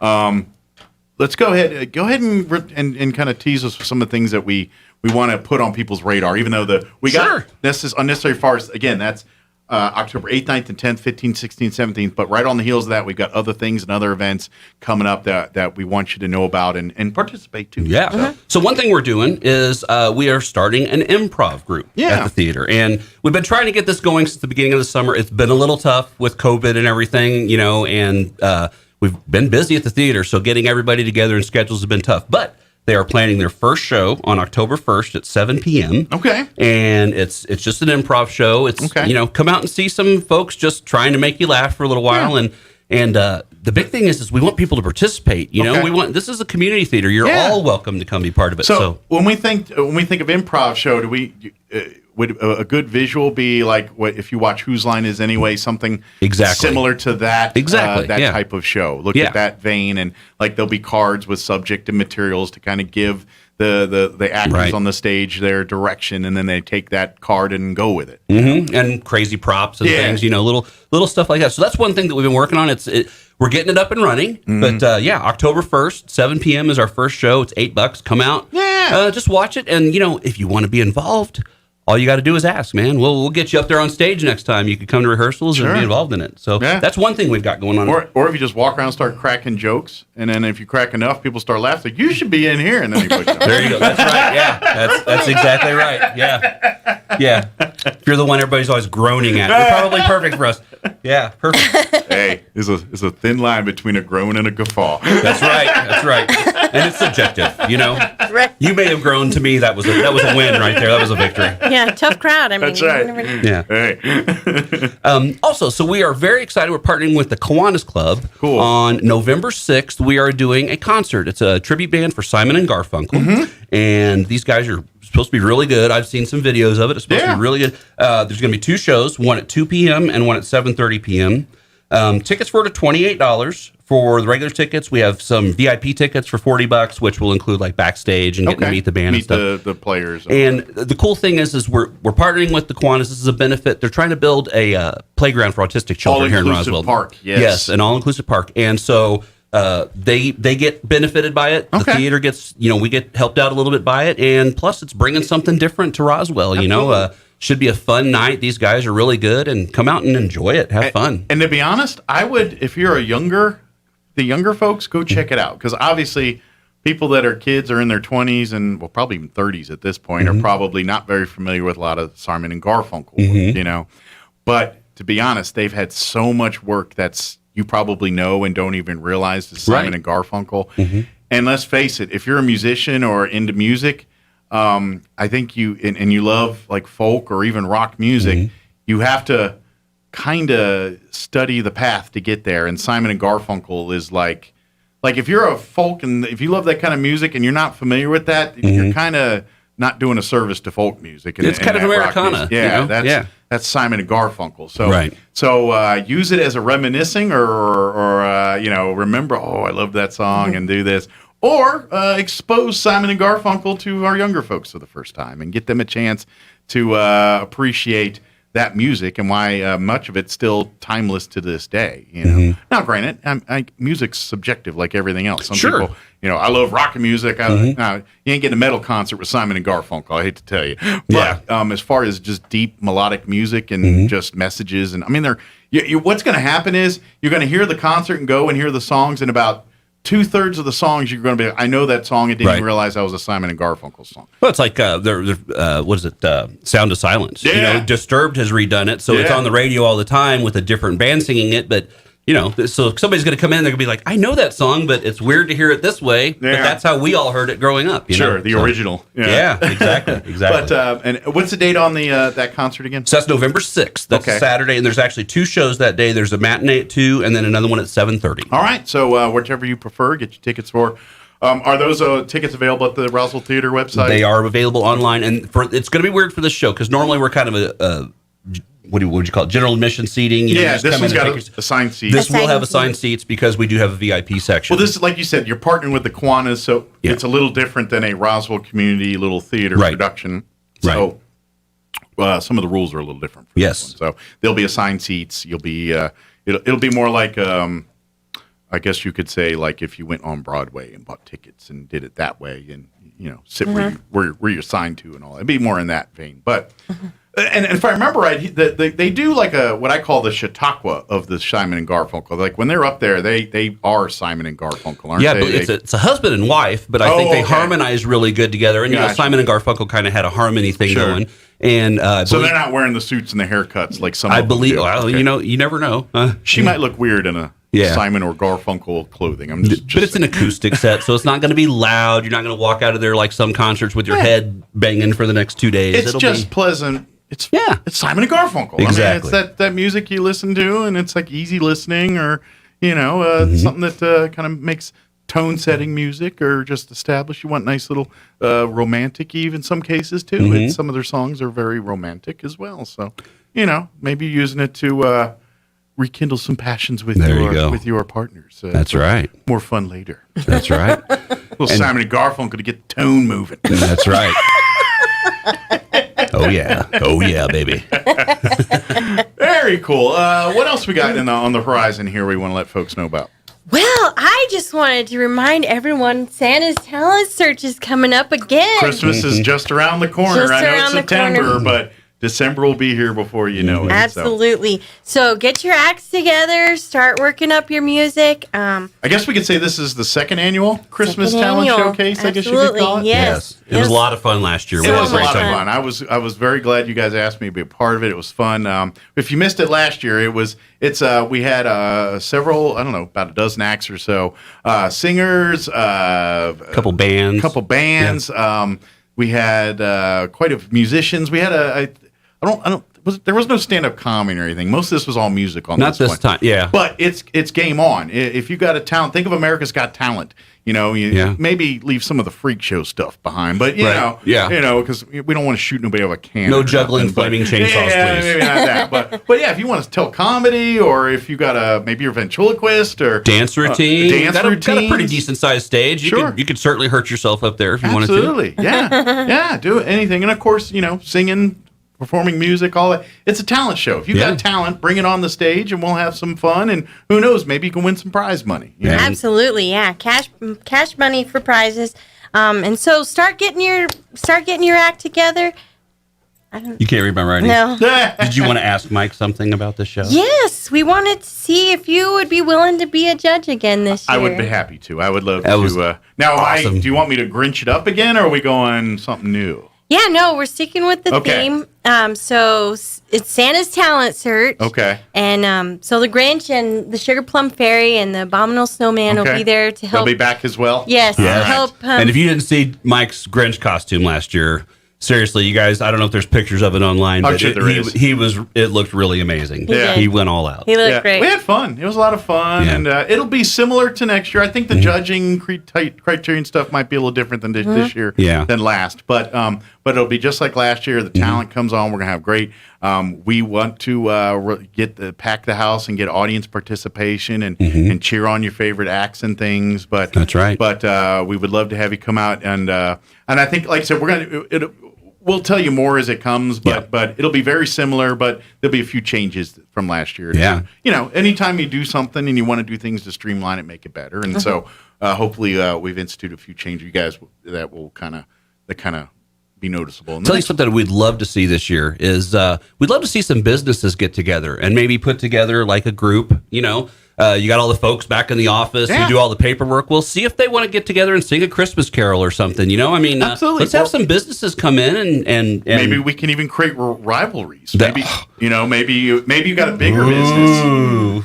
Maybe you got a bigger business with more employees, and the accounting office can take on the production office. That's something right. like that. There you go. I mean, there's a lot of opportunities there. Entertaining for everybody, but you guys are kind of also intercompete and see who does better in the stores. That's right. And the possibilities are endless here. Yeah. That would be amazing. Maybe you're a nonprofit organization that wants to do a comedy skit to get your name out there a little better. I mean, maybe your church group and say, hey, we're going to use this as a pulpit to promote our youth group, and we're going to do one of our skits or plays up here as part of it. you can use it for promotion of your own thing or something too. That's what it's here for. And, and certainly if you're a band, I mean, Sycamore Flood. Sycamore Flood, who did our Battle of the Bands, and I heard their advertisement a little while ago. They're using already made it big time. They're looking for some new members already. Yeah, using this as a platform to go bigger with it. Right. And that's if you want to use this as that, absolutely. If you just want to come have some fun and sing some songs and let's all cut it up and have some fun together, we can do that too. Right. I will tell you this. I don't care even if you don't have talent, please come out and watch it. Trust me, you're going to be blown away. There's going to be at least one or two, probably more, of the contestants, and you're going to think, oh my goodness, that came out of that little person's mouth, or that was done by this person. I mean, last year I'm seeing, some young men and women that they just look like kids, they're having a good time, and next thing you know, they sound like Pavarotti up there. And you're just like, wow, what just happened? That was impressive. Maya was amazing, wshe was our overall winner. And she was one, but that's just great. I mean, all of those guys, the competitors, singers. Little Corbin, my little buddy Corbin, I see him running around the theater. He's part of our kids program at the theater, and he was up there playing piano, and I mean, I would never have the gumption or the ability to do that thing at his age that he did. I was so proud of him. I was so proud of him. Yeah, and I know he's going to be back. I think his brother's going to join him this year. So I think he's going to have his brother up there with him. If they're coming twice, they always have to up your game from the other one. Yeah, you got to go big. Yeah, so how it works. All of our competitors were amazing last year. I cannot wait to see the variety of talent. Absolutely. And I think they all had a blast. I mean, it seems like everybody we talked to was like, okay, are we doing it again next year? Yeah. So that's always a good sign when everybody wants to come back. As far as submitting entries and things, when is that going to be available here? Probably in a couple weeks here, maybe? Yeah, we'll have some dates for you next time when we come. Okay. Keep checking back on the website and the Facebook page if you're really antsy here. But like I said, we'll announce when the entry part goes live here. And then, and you know what? Again, like you said, you want to see some businesses compete. If you'd like to help and support and sponsor too, Sec Decor, things like that. I know last year's event could not have happened without some great businesses. Chimera donated Christmas some beautiful trees last year. And some set decor and things. It was a much better performance because of those things they donated and volunteered to us. So absolutely, if there's businesses again would like to, maybe you don't have enough talent to put on an act in the show, but you're like, you know what? No, I would love to donate some decor or donate some money to donate a few bucks for the prize fund. That's one of the things that's cool about this. Hey, we'll call it the blah blah blah business big winner. Exactly. Here. Yeah, you have won the so and so whatever. Yeah, exactly. We can do that absolutely because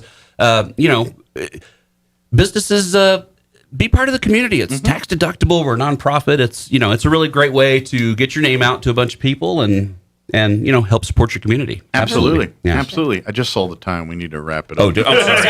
I was like, we're going to get we tend to get yapping, as theater folks. Again, don't forget Unnecessary Farce, October 8th, 9th, and 10th, and October 15th, 16th, and 17th. Right. All performances at the Roswell Community Theater. The Friday and Saturday nights are 7:30 performances. The Sundays are 2:30 matinee performances. Right. Again, get tickets at roswelltheater.com, TheATRE.com.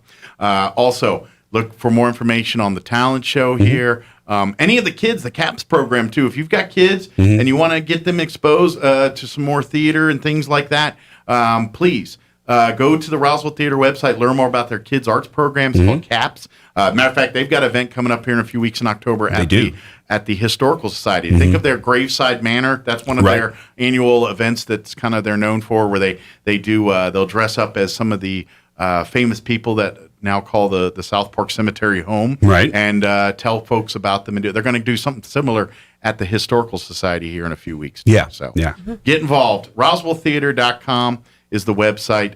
Look for Roswell Theater on Facebook. If you have questions, anything, shoot them out there. And then, of course, if you're interested and want to be a part of it, please reach out, shoot a message. Oh, let me throw this out real quick. I forgot to mention this. Auditions for the next play, which is, Alethia's directed. Anyway, October 11th and 12th. So in between the 2 weeks of our play, we're auditioning for the next play. It'll be at 7 p.m. So if you want to come audition, there you go. Very good. Yeah, come, and then come to one of the performances, see what it's all about and everything, and then come out the next day and break a leg. Exactly. Thank you so much for having us on, Mike. Yes, we really thank you, Mike. Thank you, guys. We'll see you next time, and can't wait to Grinch it up again with you guys. Awesome. We are so excited about it. All right, it is 9:56. Quick break before they kick us off the radio. Don't go away.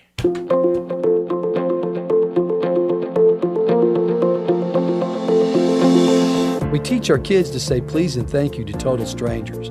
But we get so familiar in our marriages and families, we stop being polite to each other. Hi, this is Pastor Troy and my wife, Miss Julie Smotherman, for The Joy of Marriage. In the love chapter of 1 Corinthians 13, it says that love is patient and kind. Love is not jealous or boastful or proud or rude. We emphasize being polite to each other in our family, which promotes an attitude of respect and brings peace in our home. Remember your manners with the person you love the most. Appreciate the things they do for you and let them know. Being polite to each other can help you avoid conflict. Let's be polite to strangers, but let's not give our best to the people we don't live with. Let's give our best to each other. If you have any questions or would like further information about the Joy of Marriage Ministry, please go to jomconference.com. Talk about local color. Your trees are supposed to be green, not yellow. Hello, this is Jim Gill from Roswell Seed Company. While we've been talking about our colorful geraniums, I've been noticing a lot of yellow trees around town, particularly those globe willows. It may come as a shock to you, but those trees are supposed to be green. If you have yellow trees, come see us at Roswell Seed Company. We have a fix that's fast and easy and doesn't cost very much. Remember, it's okay to have yellow flowers, but not yellow trees. Score a jackpot of a great deal during the Instant Savings Vehicle event at Roswell Nissan. All in-stock vehicles have been marked down during this massive event, so odds are you'll save big. Get a 2011 Nissan Rogue, a 2013 Hyundai Veloster, a 2015 Nissan Altima, and more for only $149 a month. Or a brand new 2021 Nissan Titan 4x4 Crew Cab for under $40,000. Get a free 12-pack and spin the wheel just for stopping by. And while you're there, enter to win a multi-game table. Play to win this month at Roswell Nissan. 2111 West 2nd. As the school year comes to an end and COVID restrictions start to ease, don't lose sight of the lessons learned. Cover your cough, positive personal hygiene, respect one another, show and tell others you love them. Fiscal and social responsibility are great ways to show your love. This is Damon Graham, your local New York Life agent. I can help you show your love to others. Call me at 575-623-0803 so we can determine how you best can show your love. Expect to be blessed. Welcome to the Asian market. This is Nok. Right now we have a new ingredient like galanga, lemongrass, lime leaf, and Thai chili to make tom yam gung and tom kha gai. And try out new delicious new soup on Saturday. Come see me at the Asian market, 5702 South Main. Call for order 840-5309. Your home for Coast to Coast AM in Roswell, 106.5, Roswell's Talk FM, KE.